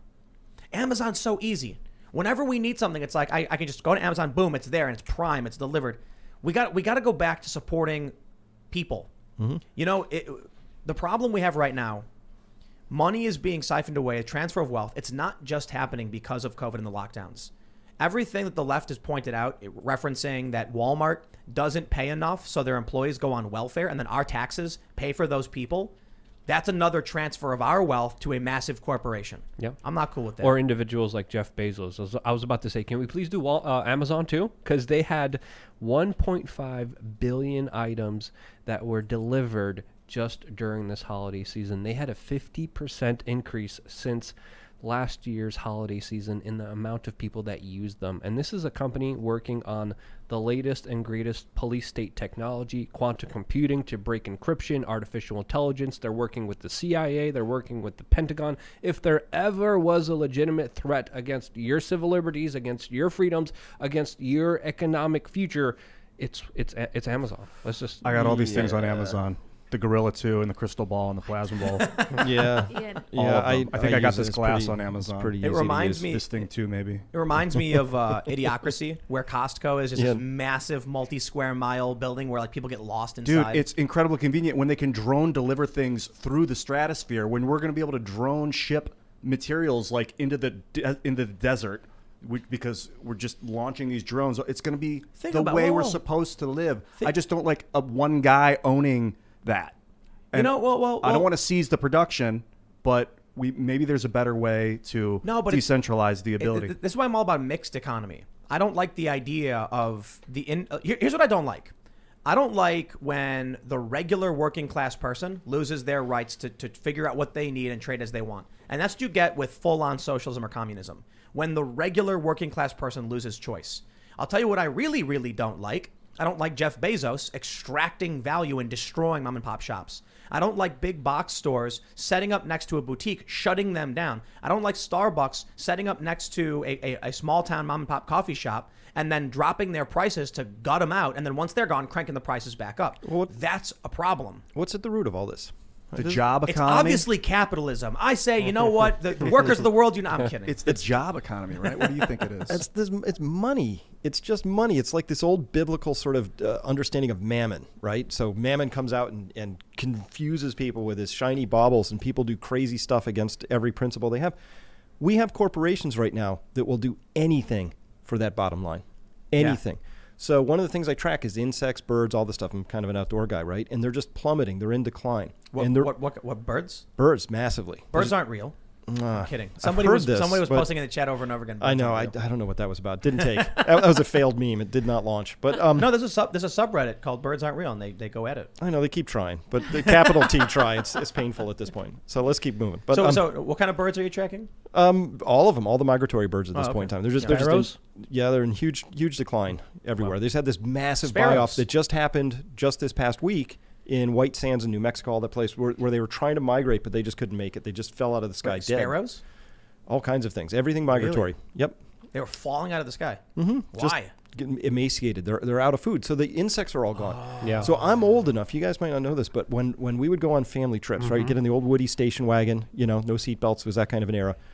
Every gas stop, which was plenty because the cars got zicked for mileage, right? I would have to crawl out and try and get the bugs off the windshield, and they were just thick, right? Yeah. But not just one type, not a swarm of mayflies.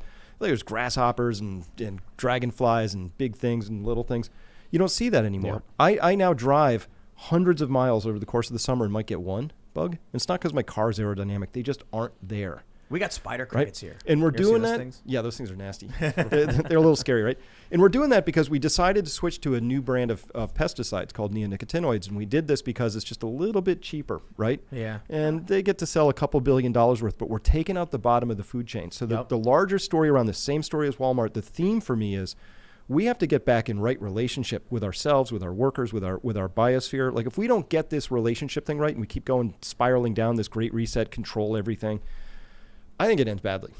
Regarding, I think people. Wait. Wouldn't the Great Reset help solve that problem? No, it would exacerbate it tenfold because it's the same people, the heads of Monsanto, the heads of all these regulatory quote groups. Today, Joe Biden just picked a gentleman that's deemed Mr. Monsanto as the top head of the USDA today. Well, there's change you can believe in. Yes, exactly. And when and those are the same individuals bringing in the Great Reset. So we're gonna have Mr. Monsanto at the head of agriculture. That's gonna make everything right for you. I mean, I'm sorry, it's gonna be naive to believe any of these individuals because when you look at their track record, when you look at what Monsanto did, not just with Roundup, but with so many different instances that I could bring up here right now, it is absolutely dumbfounding why they are still allowed to be an entity that exists. It's crazy. You hear about the rat that was trying to eat a pigeon in New York City? No, they're that hungry, huh? Yup. They're all out of Cheetos and hot dog rinds. Well, and there's stuff. also a story today of squirrels attacking human beings. Exactly. Yeah. Squirrels have been attacking hungry. people in New York, biting people because they're getting desperate. And it's really interesting. I watch these videos of a cat and a bunny and they're laying together.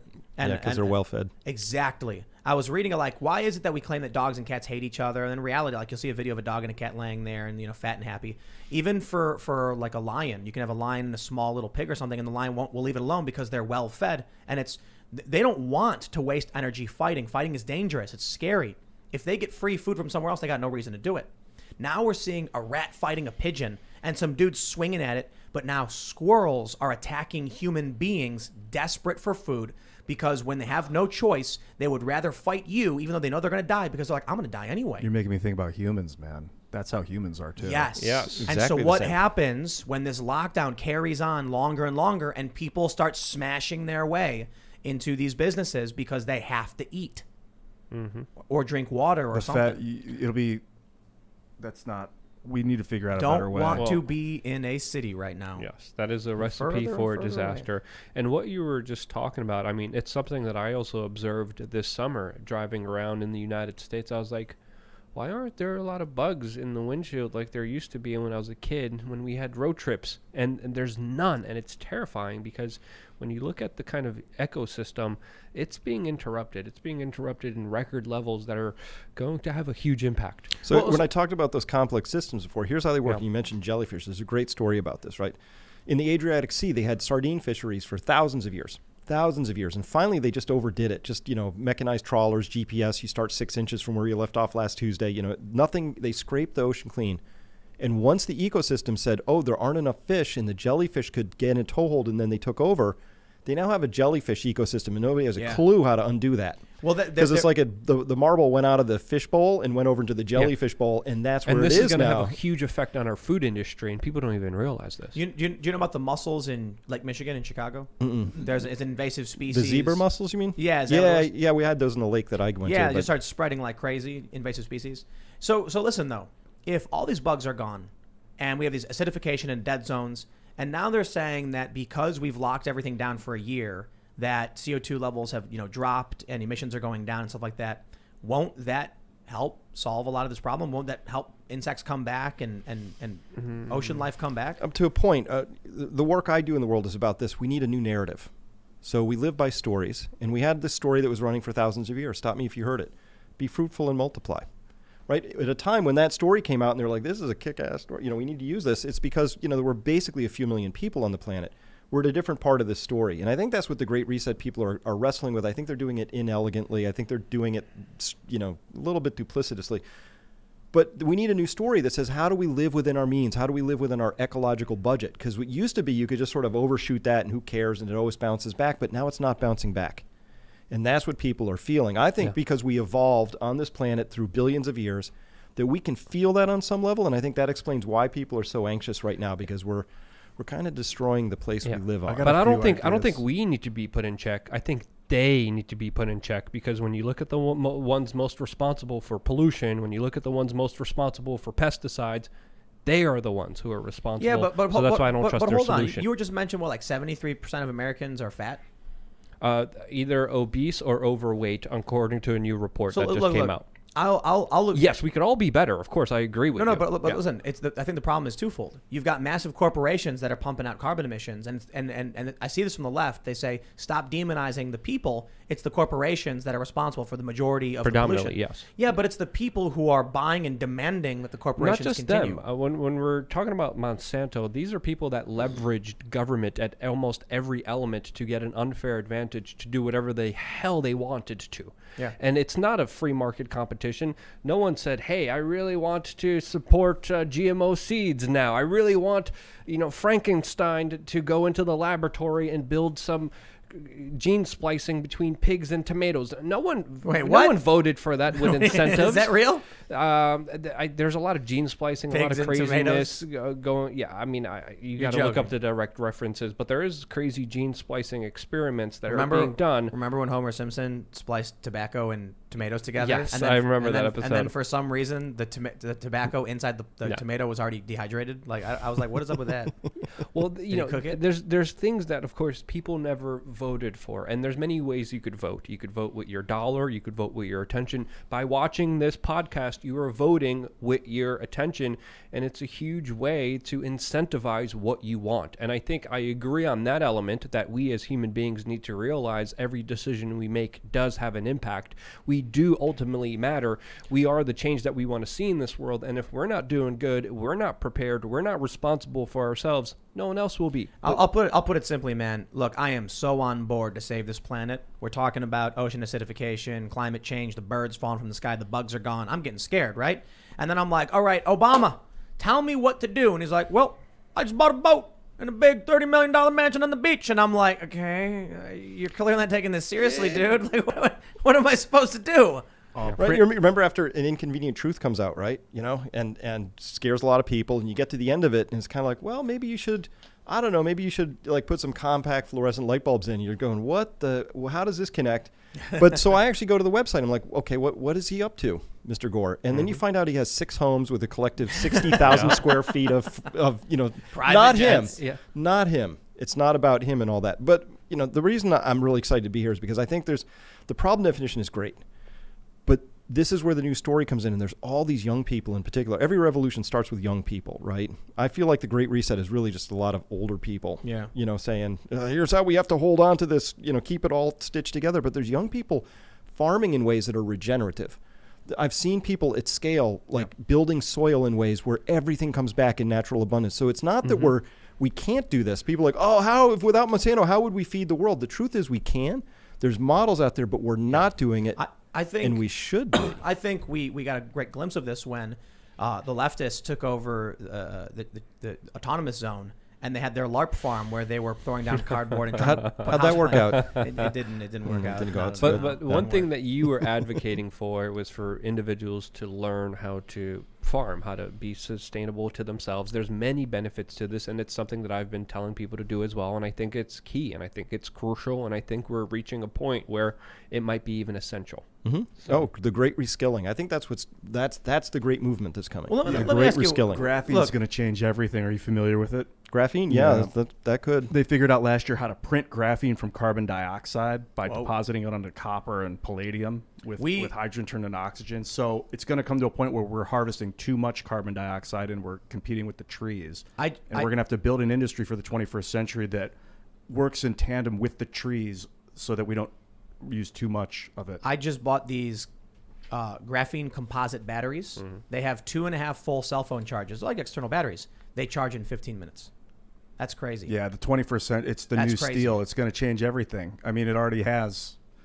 We can also use iron fertilization to reintroduce iron oxide into the ocean to grow the plankton so that it has some carbon dioxide sequestration capability, but it's more for creating plankton for the fish to regrow the fish population and it might solve the jellyfish issue. That's all very promising, Ian. But where does intersectionality and diversity come into these programs? They get to go to space. Are the people who are developing these iron oxide things, do they have a board that is equally male and female with some non-binary and non-white individuals? Yeah. Because the Great Reset incorporates this intersectionality stuff too for some reason. People from all over. What is that? What is that? That's the other thing. Look, I can criticize like Greta Thunberg for saying like, "How dare you?" and then getting on this really multi-million-dollar trip on the ocean that like no one could do in like in their lifetime, and she says all these things, and I can criticize that, but also I'm just curious, what does intersectionality and like wokeness have to do with fixing the planet? So it's a useful tool to push their agenda. It's a useful tool to subjugate people to see each other as different, to divide and conquer them so they could easily conquer us and have us fighting each other rather than realizing the actual crap that we're in. It's like they're bored. Like when you're focused on something, you're not thinking about if you're a man. That doesn't enter what you're working on. You're doing something. That's that thing. What I am is not there when I'm working on that. Did you see the viral tweet? We got to give people something to work on. Do you see the viral tweet that asks all cis people to ask themselves these questions because they'll realize they're actually trans? No joke. No. And like I think James Lindsay, who's like one of the foremost experts on wokeness, wrote about it they were proposing like a fake study where everyone is trans. But there's this is what we're actually seeing. Trans activists saying every child should be put on puberty blockers. We're seeing trans activists say that everyone is trans and things like that. And if you are, do your thing. That's cool. I'm just wondering how the intersectionality, wokeness, non-binary stuff that's incorporated into all this is it like how am I supposed to believe that these people are serious about saving the planet when they're talking about stuff that's totally irrelevant to it and flying around in private jets? That's my problem. I want to believe. I want to believe. I want to get a low flow toilet. Yeah. I want to get a low flow shower head, and it's like trickling down. You can barely shower, and you're like, "Well, I'm doing what I can for the planet." But then they're getting like, I tell you, these rich people, they've got those showers where they have like 5 jets all around them, and it's raining like the whole building. It's like 1,000 square feet of just raining on them, and they're like apoptosis, that function of nature where cells will just kill themselves if they're no longer needed. That's real. That's scary. That's not. That's how mentality works. Congrats for bringing apoptosis in. I like that. Let me just say one thing. If you live in the middle of nowhere and you're on a well, I don't think there's a big deal with taking a long shower, right? Because it's just well water. It's not going to go back into the earth or something, right? Yeah, it's like the cities that are straining and taking up too much fresh water. Is that the problem? Well, this whole idea, so they've been pushing things down like there are issues. You mentioned this, Luke, right? So it's like, if you could just be a little bit better and buy a smaller car, or maybe have a smaller life, or just, shower for, on a low flow for just a couple minutes, all that isn't going to do squat. When you really look at where we are, there's difference. So a problem has a solution. And we talk about a lot of things like they're problems, but other things are just predicaments. And a predicament only has an outcome. You got to manage that, right? So Japan has an aging population and is getting smaller. Mm-hmm. That's a predicament. There's no solution to that you're going to solve by passing a new law. But what are they doing with their banking system? They're just printing more and more and more debt because they're like, our economy has to grow. Yeah. No, the economy should shrink. It should shrink just like their people are shrinking. The economy should be in service of the people, but they have it all backwards. So in this story, you're mentioning all these things like intersectionality and things like that. They don't even relate to the predicaments we've been just talking about. Like, to me, the most important thing is we should have a national and if not a global plan that says, what are we going to do when, not if, but when all these fossil fuels really begin to wind down? How are we going to feed everybody? What does the future look like? What do our cities look like? Where are people going to live? What are they going to do? These are big questions. People are being forced out of cities because of all the chaos. One of the things I was saying is that I think on the bright side is that a lot of people are going to start to understand the value of hard work. You got no choice, but you can't. If you have no job and you need to eat, you got to figure out how you're going to eat. You move out of the big city, go to the middle of the nowhere, build your own little shack, and then farm. Now, what you mentioned with Japan is that also actually happening in China because of their one-child policy. They have an inequity between men and women, and they're also trying to figure out a way to, of course, keep their economic growth by keeping their population large, and they're having a hard time because they don't want to open their borders. Europe, on the other hand, their populations are declining very rapidly, and some European economic analysts are saying that we need to open the borders. We need to let the third world in to help give more people so we have more economic growth in our country. That's literally what they were arguing. And I think we also have to see exactly what's happening as the populations of Japan decline and the populations of the Western world decline as well. I think those are also things that are very eye-opening. No, I'm in this totally wackadoodle camp of people who believe that you can't grow forever on a finite planet. So this whole idea of economic growth that's marketed to us all the time, we need growth. It's always positively phrased. We're going to have more jobs. We're going to have more growth. We're going to sell more houses. We're going to have more. You can work it out. It's not hard math. It's like eventually that stops. Right. So the question is not, does it? The question is, how is it going to? And are we going to do it in a controlled way or in an uncontrolled way? I think the Great Reset is kind of like a first sort of clumsy stab at, let's see if we can do this in a controlled way, because the uncontrolled way is a hard date with a brick wall. That's kind of, I would rather not do that myself. But the question is, what do you do about that? And the first thing you have to do is people need to be told the truth about this. And the simple truth is you can't grow forever on a finite planet. There's a limit, and we've hit it. We're already at the, here's the thing. Now, hold on. Virtual reality. That's actually, you know what? That could be pretty cool. Yeah. Where we harvest body heat. No. Sort of Matrix. No, but here's what I'm saying. Greta Thunberg said the idea of infinite economic growth is insanity. And I'm like, I don't know. I kind of play a video game where you spend money for digital nothing, and that makes the economy move. So you can have virtual economic growth. If people start getting really heavy into virtual reality and virtual spaces, you can own things that don't exist in the real world. You can buy, and there are video games where there's property that's worth a ton of money, where there's spaceships worth a ton of money, armor sets, weapons. The virtual world, I think, will allow for us to have economic growth doesn't have a negative impact. Your computer can be mining crypto in the background. Like right now, you can set your computer to be mining Monero, so you could do that with your body too. But that's still physical world stuff. I mean, like, what if I want to buy something from you, you produce it, now we've extracted a resource from the planet. What if we're in a virtual world and you gain the sword of 1,000 suns or whatever, and I'm like, ooh, I really want that. So I buy it with currency and no impact on the real world. Well, where would your body be like in stasis? No, you'd be in your house and you'd sit down and turn on PlayStation VR.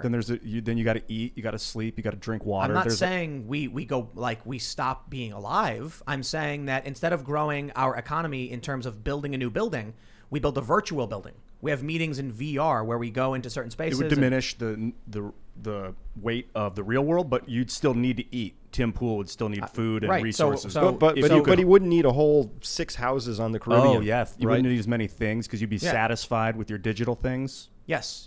So we can start building new worlds. And the other thing, too, is it's not just one world. You could have a spaceship in one virtual space. You could have a home in one virtual space.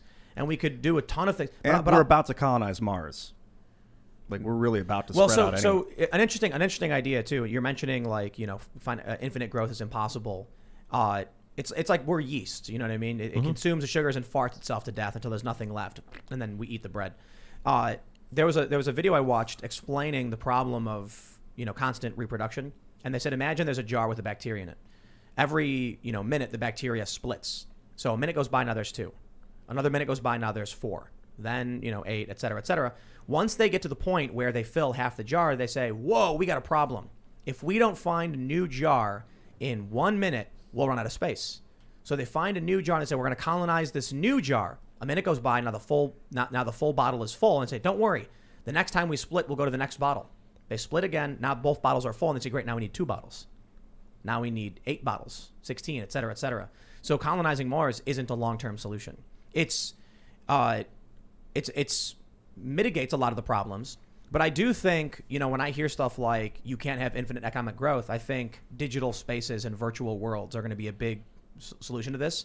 Because if you look at games like World of Warcraft, it used to be that you could have a job where you played the game mining, digital gold and then selling it to people for real currency. So you have jobs that just didn't really produce much of anything. It was a virtual thing that anyone could, like people who work for Blizzard, the game company, could have just typed some buttons and boop, and the currency appears. Kind of like what they're doing now, right?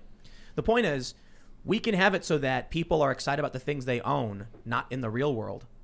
Things that don't have any physical weight to them, that don't have an impact. And how many people do you think would be satisfied with that world? I think all of them. So it's really just an issue of culture, acceptance, dopamine triggers, and things like that. I'm sure the Great Reset people know this, but like you mentioned, there are a lot of really old people that they kind of don't get it. They're very clumsy about it. When they say that in 2030 you'll own nothing and you'll be happy, I'm like, well, yeah, ignorance is bliss. If you take away the idea of freedom from people, they won't miss it because they'll never have known it existed. I think that's horrifying. But if people get enjoyment out of playing video games where they can have rank, skill, be a warrior with special weapons that are unique to them that they earned, they'll be happy by it. That could be a possible dystopian future. Mike, and also why but also why big companies like Facebook and Google have been investing an exorbitant amount of money specifically in the VR space. I think that's also interesting. But you lay out a possibility that could go either way, but you're not that far off as a possibility to what could actually be happening here, because I could see it. We already have individuals that are glued to their video games to a point where they are literally wearing diapers. Why is that dystopian? No. The diaper thing, okay, it's over the top. Well, it depends who controls it. If Google and Facebook control it, which they're getting market share of the development of the implementation, when they're getting first to market, then I think there's reasons to concern when someone like Facebook controls it all. But if it's done independently, decentralized in a way that is, done in a fair, competitive way, then I think it is possible. But when you look at the space and how it's controlled right now, I think it's more headed towards the dystopian one. Yeah, this is Microsoft patent W02020060606 cryptocurrency system using body activity data, where Microsoft wants to put something inside of you and track your body's what you're looking at, and it'll see if you're looking at a commercial, it'll register that that's the commercial you're watching, and it'll pay you crypto just for experiencing it. So you could do that in VR. That's Microsoft. That's freaky, but let me ask. Yep. What if in the future people live humble lives, they have small houses where they work, they're self-sustaining, and then they have this virtual reality system where they can go into all these crazy worlds? I love it. All right. Is it dystopian? No, I do it every day. I was on the computer for 12 hours today. I stay on the computer. I'm in the virtual realm as much as I can be. Sometimes I wish I could have 5 days in one day so I could experience more virtual data. Are you going to take Neuralink? Yeah. You would take Neuralink? Yeah, but I'm not going to be first in line. So I also imagine, Second?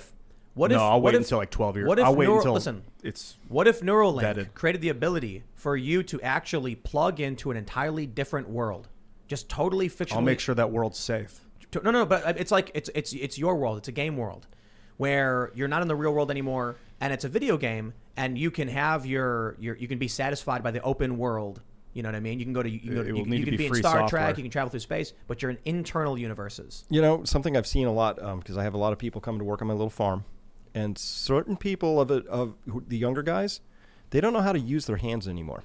And I'm sure every generation says this, kids these days, right? But no, there's something really missing from the screen generation in its problem solving, spatial abilities, all this. So I hear what you're saying, Tim. There's this chance that, we could satisfy the endless human wanting with this in a virtual way, which does attack some of the resource issuing. But where I'm going with this is I think it's time to admit that, we need to be in relationship again with each other in an important way, and with ourselves and with our tactical abilities, because there's a way we learn that requires us to actually manipulate and use things. So I think a lot of people think they're just going to, I have the worst conversation I have is people like, well, Chris, if things ever get that bad, I'll just go out and hunt. I'm like, you should come with me sometime because you won't survive. Here's what I imagine. I imagine harder than you think. Here's what I imagine when you say that. You have like this young guy on your farm, and he's like, after a few minutes, he goes, my hands, why do they hurt? And you go, because you've never used them. My friend said hanging from tree branches improves your improves your balance. He'll like spend a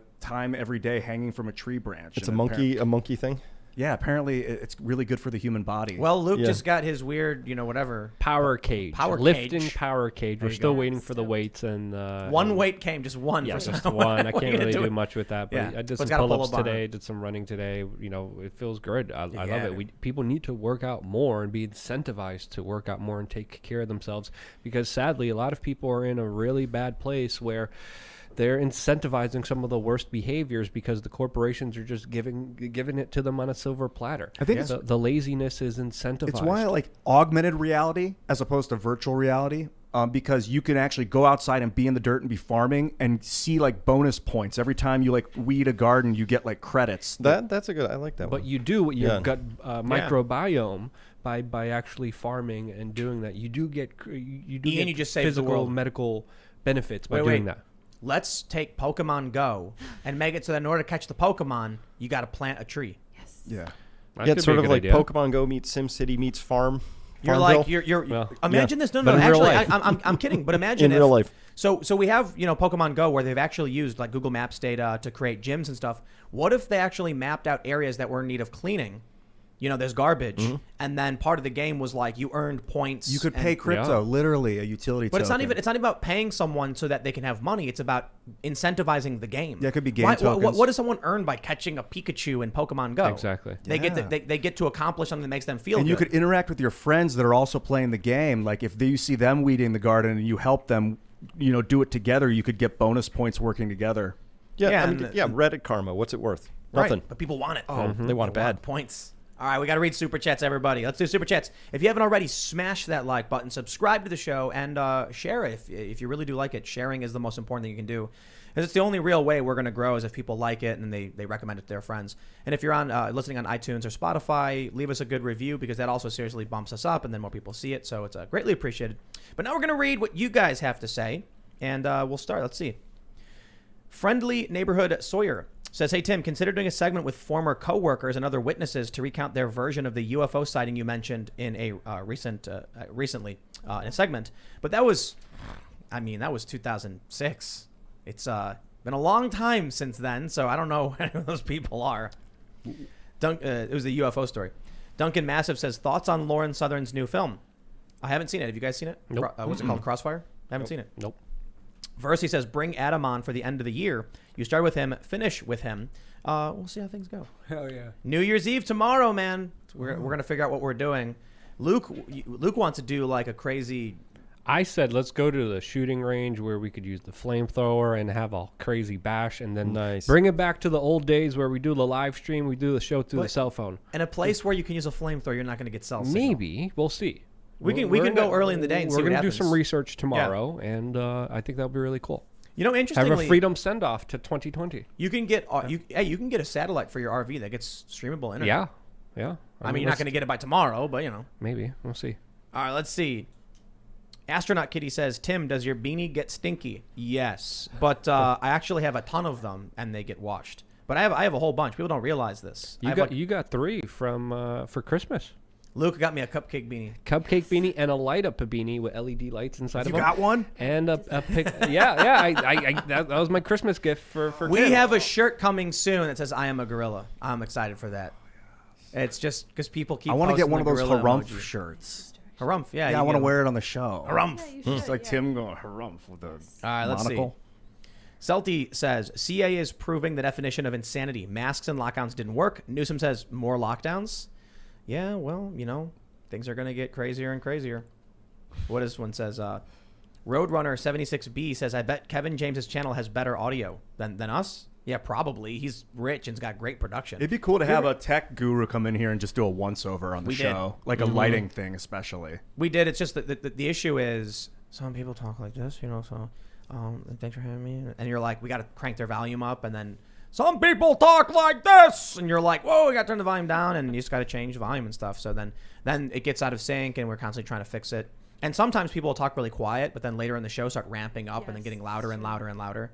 And then you can see it in like the audio, like the file when we're editing. It's like you can see the audio slowly getting bigger, and then it was like, yeah, it's funny. It's like, all right, that's where the yelling is. JG Miz says, saw Chris. I was like, I need to watch this live. Was researching COVID in November. Got serious on January 13th. I basically scared myself, so dropped to mental in April. I found CM. I have watched him every day. I love both you guys. Cool. Nice. Thanks. Ben Walker says, spamming the chat because I think this is important. Medcram, Dr. Seholt, vitamin D. I'm not a rich man, but I think that's important. Vitamin D toxicity is incredibly rare. Obese people need more vitamin D. Melanin makes vitamin D from sun harder to absorb. Is that true? True. Yep. Wow, interesting. I've heard that different people from different cultures need more and less amounts of vitamin D. Like someone from Africa, where they're used to getting a lot of sunlight, their body tends to be, they require more. Is that what it is? More vitamin D? Because they need more sun because they make less vitamin D per unit of skin per sunlight. And so, and blacks have been affected by COVID a lot more than other demographics out there, which is also important to point out. Yep. J-Max says, the crazy thing about COVID is just how varied it is with its symptoms, and people will use the exceptions and extremes when it's beneficial to the narrative they want to push. My wife had it and suffered mild symptoms. Me and the kids were 100% fine. And then you have, some people who get like, blisters or whatever, or now the New York Times is saying some people get psychotic or blue brains or whatever. toes. We heard blue toes. Yeah. I mean, when we look at the media, we see a wide range of symptoms, a wide range of just information, and it's hard to know what's true sometimes. But we literally went from blue toes to psychosis. Yep. Like that's a lot. Yeah, it does attack a lot of things. Yeah, it does. Dakota Johnson says, respect and appreciate everyone's perspective. Quote, we the people need the ability to have a congressional recall upon desire and better control over where and how our taxes are spent, both by the state and federally. I agree with that. Is there like a way to file a redress of grievances for the insane spending? I did a prototype for an app where we could repurpose our taxes collectively. It's on my YouTube channel. It's the last video I did yesterday. Very cool. That would be cool if we could vote on tax appropriation. People could all vote. Where do you want it to go? If you want to go to transgender studies in Pakistan, that's fine. Yes. Let the votes sort of count that and see what happens with agree. it. But I wouldn't have portioned it up this way. I think everybody who voted for that 5,563 page bill should be summarily fired. Yes. Yeah, Yeah. if you Someone don't read read a it. bill, you should be Yeah. perjured or something. Well, hold on. Somebody slipped in that the Pentagon has to reveal everything they know about UFOs in That's 180 days. Yep. So they didn't read it. It's in there. Hey, We're good that's to go. okay. That's a bonus. But here's the best part. It wasn't even in the bill. It was the provision for revealing UFO stuff was attached to another bill that was attached to the omnibus. So like in the omnibus, it's like, here's the Intelligence Authorization Act. And then they said, you can see what we're funding somewhere else. So even if you read it, you wouldn't see. Oh, that's insidious. I know. But this time it's going to get us UFOs. So Aliens. that one's okay. You know what I mean? That's the one thing I'm actually okay with. Like, well, we did get that, other right? stuff Is is it there worth like the that? trillions of dollars being printed so we can finally... No, No. I'll tell you what's going to happen. In a couple months, they're going to come out and say, here's everything I know about UFOs. And it's going to be like, there are things in the sky. We don't know what they are. And they're going to be like, we need to print another $1 trillion. Yes. What By if? the way. What if? That's a we don't given. know nothing. You think What if- how many trillions do you guys think they're going to print in 2021? Oh, man. 17? Am I overshooting? It's a 30. big number. It's a 9? big number. 30 trillion? If we look at the number, the graph right now, they did how much trillion did they do this year? It was like that they created. I think it was what 3 or 4 trillion. Yeah, they went Was 4 great. this year. But Yeah. that was just base money, and then the banking system amplified that a bunch. Right, doing right. what it does. Yeah. Oh, so it's actually substantially more than that, huh? And that's just the U.S. Federal Reserve. You can't look at anyone in isolation. You have to look at all of them. So I look at the Bank of England, the ECB, Yeah. the People's Bank of China. You put them all in one spot, Bank of Japan. It's a massive number this year. Yeah, it's just going to exponentially increase until, $10 gets you, just like a pint of milk instead of a gallon. Then that's going to be $50 a gallon. And you're going to be struggling to, get what People will be like, should I buy Bitcoin? That's what they'll be thinking when it's $50 a gallon. Oh, we got one for you, Ian. Justin Bookman says, I love it. After many episodes trying to argue about the banks, Ian gets his moment, and Tim can't do anything about it. Loving the conversation. Chris is on the show, dude. right. Thanks to Luke bringing Chris on the show. Loving the conversation while I wait to get loaded. By the way, Luke recommended a pistol. You guys are awesome. And Ian, gorilla chest thump, I'm a gorilla. That's what I'm talking about. I can't wait till we get these shirts. It says, I'm a gorilla. It's like a gorilla, like, I'm a gorilla. Yeah. All right, let's see what we got here. DBZ Dragon says, this reminds me of the premise of the movie Elysium. Yeah, all the rich people went in a space station. You know what I loved about the movie? The people in the space station spoke French, and the people on Earth spoke Spanish. Like, what is that supposed to be? Like, the snooty elite speak Spanish, and the poor people snooty elite speak French, and the poor people speak Spanish. Like, what's that all about? It's like France just like super rich or something. Their debt to GDP is nuts. Yeah, it's like 230%. Yeah, they're borrowing like crazy. Turkey Face says, thank you, Chris, for your early and continual COVID coverage. You've helped a lot of people with your info. Keep up the great work, and don't let big tech silence you. Thanks. I won't. Ethan Till they do. Johansson says, solution to climate change is having us farmers plant more plants and letting plants change the soil instead of plowing it. Keep CO2 in the ground, too. Feed our cows more grass, too. I like putting a roof over my cows' heads, too, though. I went to a bunch of farms in California during the drought, and there was like one farm I went to, and the cows were doing their thing, but there was no gate. Like, it was just open. And so I was talking to the farmer, and I was like, there's no, like, enclosure. And he was like, okay. And I was like, but, like, the cows will leave. And he goes, yeah. And I was like, so don't the cows leave? And he goes, yeah, sometimes. I was like, wait, hold on. You have cows, your dairy cows. They just leave. And he goes, uh-huh. And then what? They come back. And I was like, really? You're not worried? He's like, no, I got food. I was like, oh. But I was told all the time that, like, cows hate it. It's miserable. It's awful. And he was like, no, I like it here. And I was like, oh, okay. I guess they're really bad factory farms, though, if you drive down, like, I think, like, what was it, Route 88? In California? No, through Texas. When you're like driving south, you can see sure. a bunch of really nasty mud pits and Yeah, but he's right about the cows. So I got cows this year. Decided we're going to get cows. That's how you learn about cows. That's how you learn about anything. You get them. So we get these cows. 2 of them went in the freezer, but we have these 2 belted Galloways. We had this big snowstorm, and I'm all proud because I just built a pole barn for them. I used my own sawmill, trees from the whole thing. It was like this whole, like, Little House on the Prairie, but with a modern sawmill, right? So a great moment. So the first morning of that snowstorm, I stumped down to the barn because I'm like, I'm going to watch them enjoying this enclosure I built for them. And I get down there, and they're not in it. They're out in the middle of the field, just lying down with 17 inches of snow over both of them. They look dead. So I stump out there, and they're both happy as can be, just lying there. So that was the cow choice. They choose what they want to do, right? Our survival civilization should have Chris on. Yeah. I just thought it was crazy that, like, the guy basically said the cows will leave sometimes. And I'm like, and you don't care? He's like, no, they come back. They do their own like, they want to eat, so they'll go do their thing. They don't want to go in. They're happy. I was like, that's crazy. I didn't know that. Yeah, it's kind of cool. Because I hear a lot of horror stories, Let's see. Dressiel says, Tim, I work at Walmart. Pay is a lot better. I make $18 an hour. Even the door hosts, produce, and auto associates make base $15 an hour. It's gotten a lot better and would be good to point that out. Well, then, I can respect that. It's probably true. I take your word for it. I've certainly heard that people have said Walmart's tried to improve their image on that. And it's also true that you go to Walmart during like peak hours and they have like 20 registers, but only 2 are open. Probably because they're paying people better. But they got a lot of self-checkouts now. So that's probably another reason why people are getting paid more, which probably means a lot of people lost their jobs. Yeah, well, there you go. My Google thing just came on. Thought that someone was talking to it. That's so freaky. It happens to my phone all the time on the show. Oh, it's disgusting. And then I see it recording everything I'm saying and the words are popping up. I'm like, okay, that's not okay.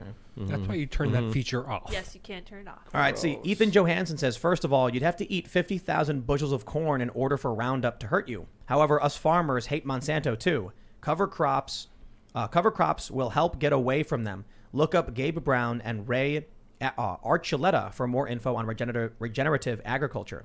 Cool.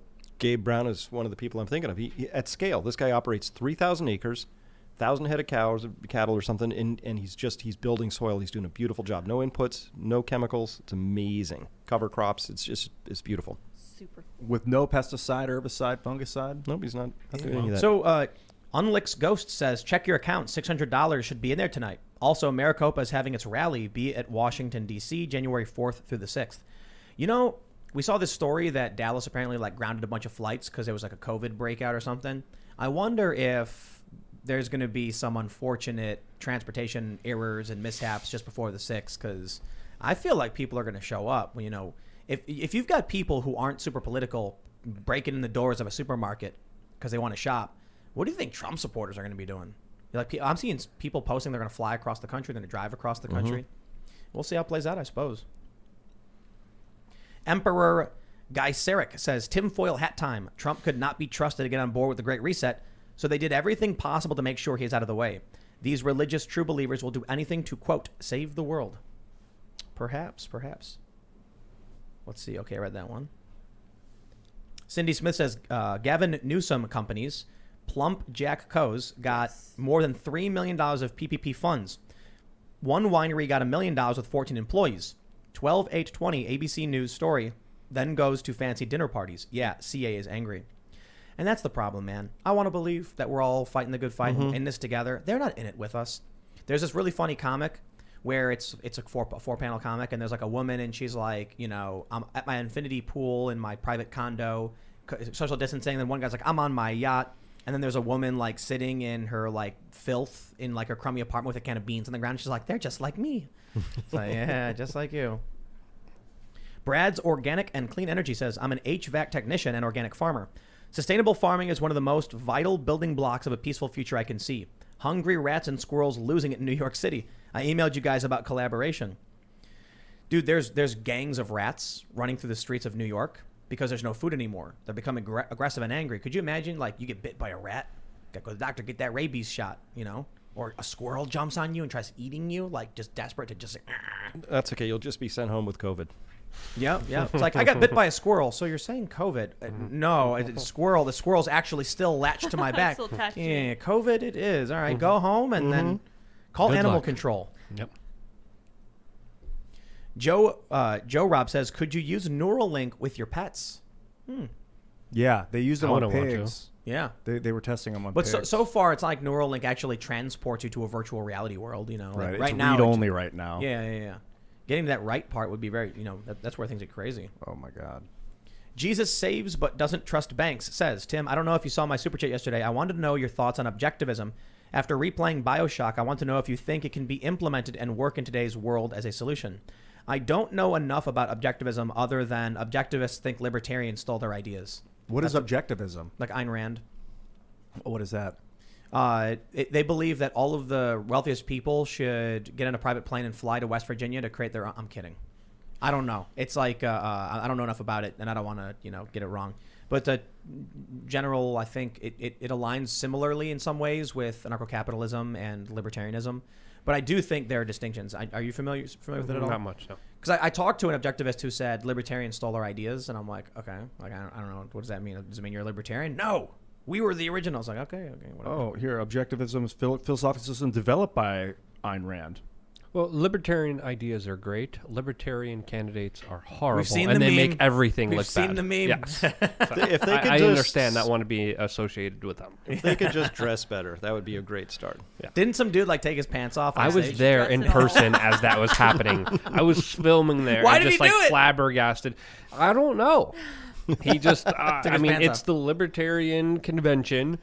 And They were like arguing, debating whether you can sell heroin to kids. Yes. Like conservatives And were other, laughing very about it. Like, adult, no. and very other adult topics that we can't get into on this family-friendly show. Libertarians. But it was, hey, And then the hey, pants came off. Yes. Yeah. At least it was entertaining. But there was a literal gasp Was it like in the an- room. There was like, Was it like an oh, argument No. of like, you're not a real libertarian, you're not? Oh yeah, and then he rips his pants off. No, they were given some time to speak. The guy came on stage and he just started stripping. And everyone was really, I mean, some people laughed, but a lot of people were disappointed. But he proved you were all fake libertarians. Because if Exactly. you really believe in freedom, you couldn't Yeah. stop him from getting naked. yeah. So what's objectivism? Ayn Rand described it as the concept of man as a heroic being with his own happiness as the moral purpose of his life, with productive achievement as his noblest activity, and reason as his only absolute. Oh, interesting. It's very vague. It's kind of like a... Yeah, horoscope. I think the idea, like, some people believe. Well, I'll put it this way: I don't trust a centralized group of, Davos group type people to know how to solve the problems of the world. I think a decentralized system would probably solve it much quicker and more efficiently.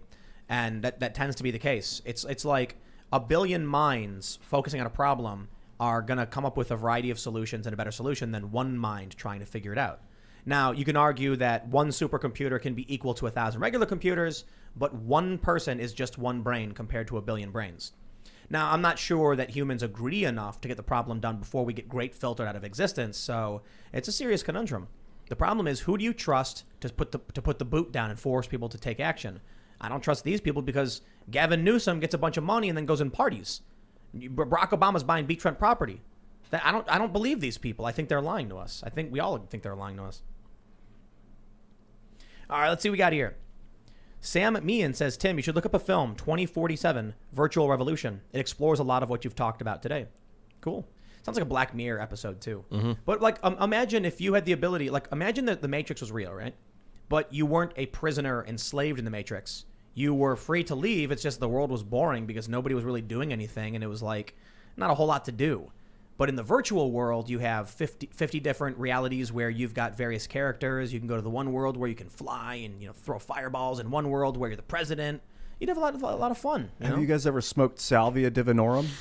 No. Because I will tell you, the Matrix is real. And we are in it right now. I once worked for a venue where a dude smoked salvia and then just dropped to the floor and just started staring at the wall. That's what happens. They ran in and, like, they couldn't bring him back out of it. I smoked it and I saw the grid. And it was twisting, and I felt like I was twisting, but I just saw this. I could see the Matrix. You ever do DMT? One of my crazy. favorite videos ever is gardening on salvia. I have not seen that. What happens? A guy, he comes out and he starts to explain. He's got a trowel, he's got a plant, he's got some fertilizer. He starts explaining. He says, but first I'm going to take a hit. Smokes up some salvia, and he gets about halfway through a shovelful. And then he starts crawling around. Then he just lays down for a while, and that's how the whole video goes. It's good. That's the they call it the diviner's sage. That's what salvia means sage. Divinorum is the diviners. That's what the natives called it. Right on. The diviner's All right, let's sage. read a couple more of these here super chats. Again, if you haven't already, smash that like button. All right, let's see what do you got here. Mafu says, Tim, can you make some react to super chat videos? I think you could make some more moolah. Love you, buddy, and I'll be looking for you Wednesday. Yeah, perhaps. We have the proprietary website coming soon, and we're going to have vlog content and members-only content. We're going to have bonus segments. So, you know, we typically try to keep the show. It's supposed to be 8 to 10, but we always go over like we're going over now. But, well, you know, I'll do my best. But then we want to do, like, you know, we're going to wrap up the show, and then we'll record for another 10 minutes. The uncensored. All the things that we can't say that we're going to say, it'll be on the website, which is coming soon, which is going to be really, really great. And then, of course, yeah, we'll have more interaction with those who have questions. And the idea is that we want to have like a commenting system, kind of like a Discord, not Discord, where you can, as a member, comment on videos and ask questions, and we'll all be, you know, engaging and you know, I think that's the best path to creating something sustainable. It allows us to make sure that if there are things we think we need to talk about, names we need to say, and you know, stories that need to be, you know, brought up, we'll always have a place to do it.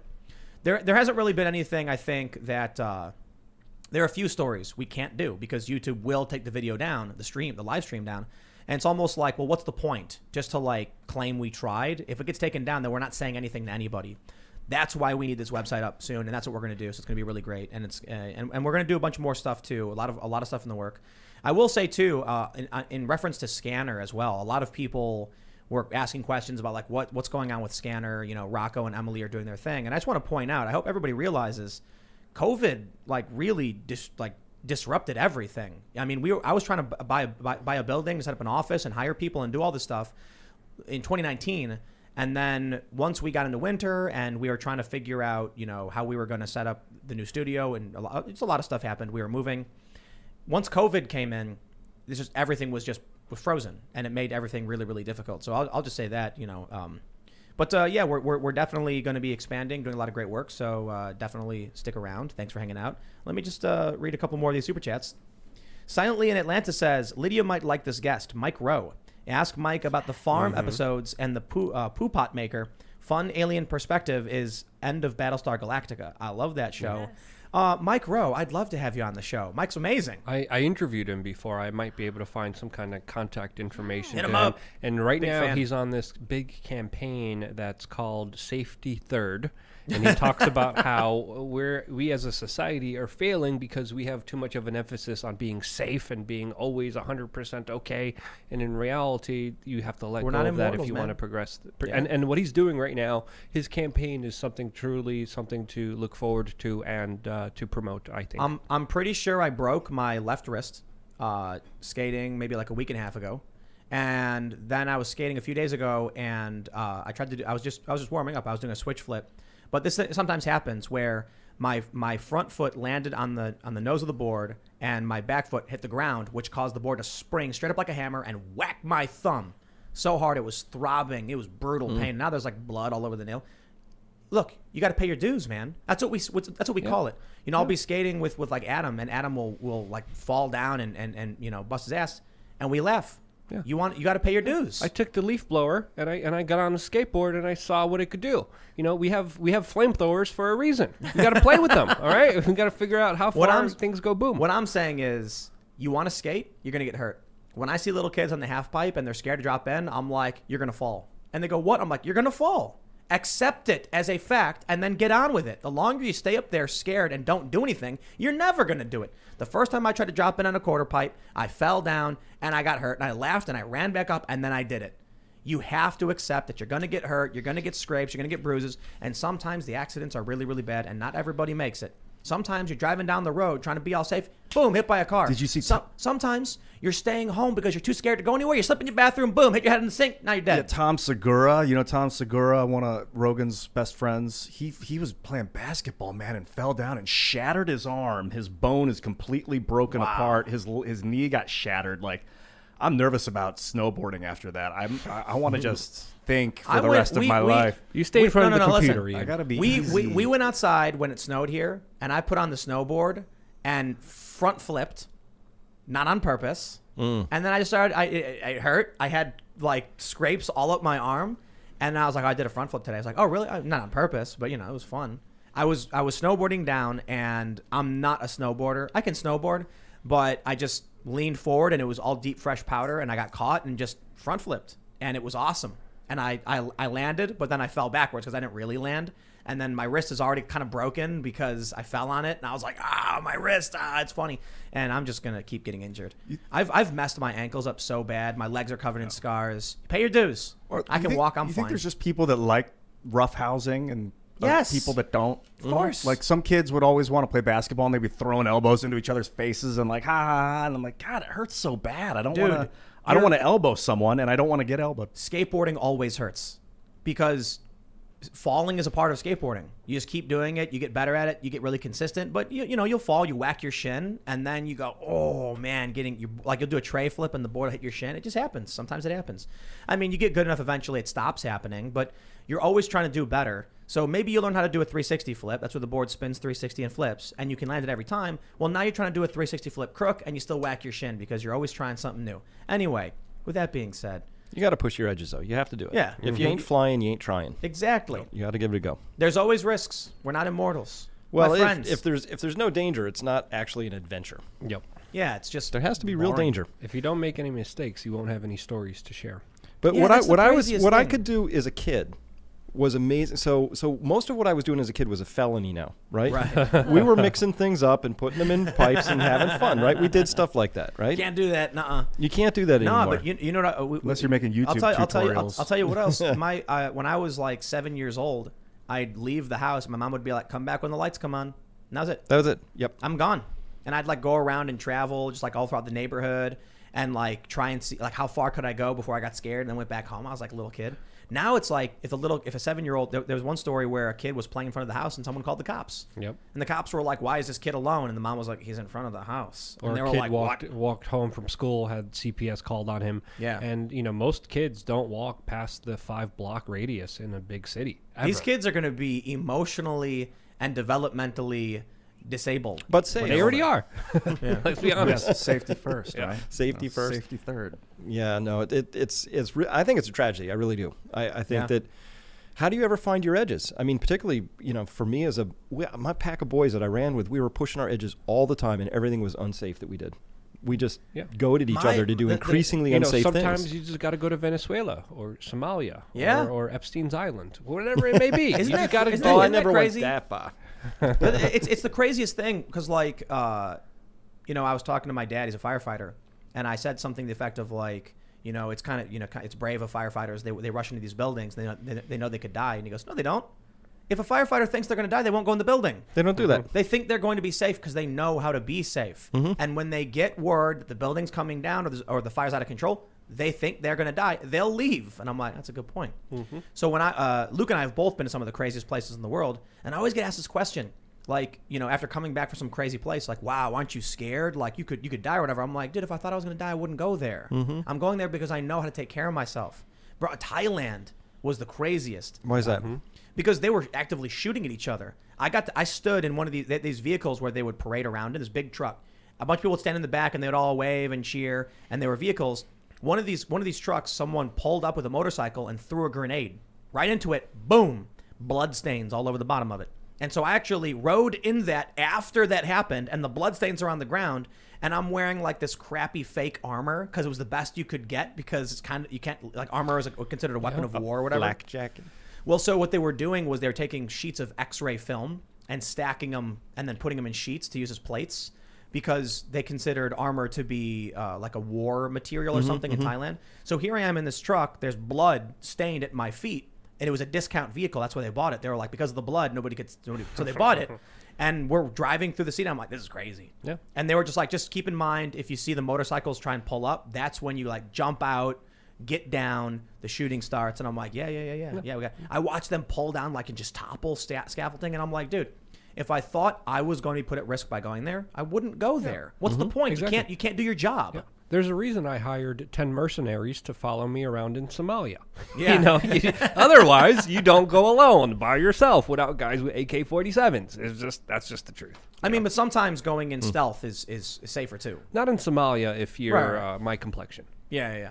All right, blend. everybody. Yes. We've sufficiently explained risk to you, but thanks for hanging out. You can follow me on Twitter, Instagram, and Parler at Timcast. Check out my other channels, youtube.com/Timcast and youtube.com/TimcastNews. We are live Monday through Friday at 8 p.m. We'll be back tomorrow, of course, but smash that like button, hit that notification bell, share the show with your friends if you really like it, because that's really the only way the show grows. I don't buy Google ads. Maybe I could, just like the podcast thing appears or something. We'll look into it, but word of mouth really is the number one way to help support the channel. But anyway, thanks for hanging out. Chris, do you want to mention your channel or your social media? Sure. Got peakprosperity.com is the main website, and I'm at Chris Martinson on Twitter. And you can check me out at chrismartinson.com, spelled out like a word, .com on YouTube. Right on. Luke, I hear that you have stuff. Well, the shirt that I'm wearing right now that says all my favorite channels are demonetized or deleted. Also, you Yeah. could get on teesprings.com/stores/We Are Change, because my main YouTube channel is We Are Change and it is demonetized. Yeah, so you got booted. thank you for all you amazing human beings that are keeping me alive by purchasing t-shirts like the one I'm wearing today. Thank you, guys. Yeah, I got demonetized right away. All I want for The Christmas whole is ride. for you guys to remonetize these guys. No. If past anything, they're going Christmas. to demonetize us. New Year's. That's why we're working. Remonetize. Let's make remonetize a really popular word. We're going the other direction. Okay, with speaking it. of remonetize, my YouTube channel was also demonetized because it wasn't very active. I was part of the original partner program. But I'm almost at 10,000 subscribers, and I have been making videos. So come subscribe to my YouTube channel at Ian Crossland, along with Twitter, which is a Right lot, on. and Minds. And of course, you can follow at Lids. You can follow me if you want to. I'm on Twitter.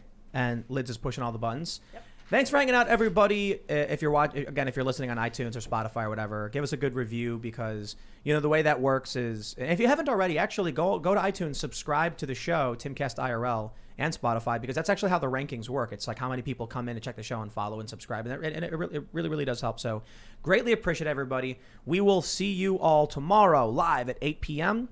Adios for now.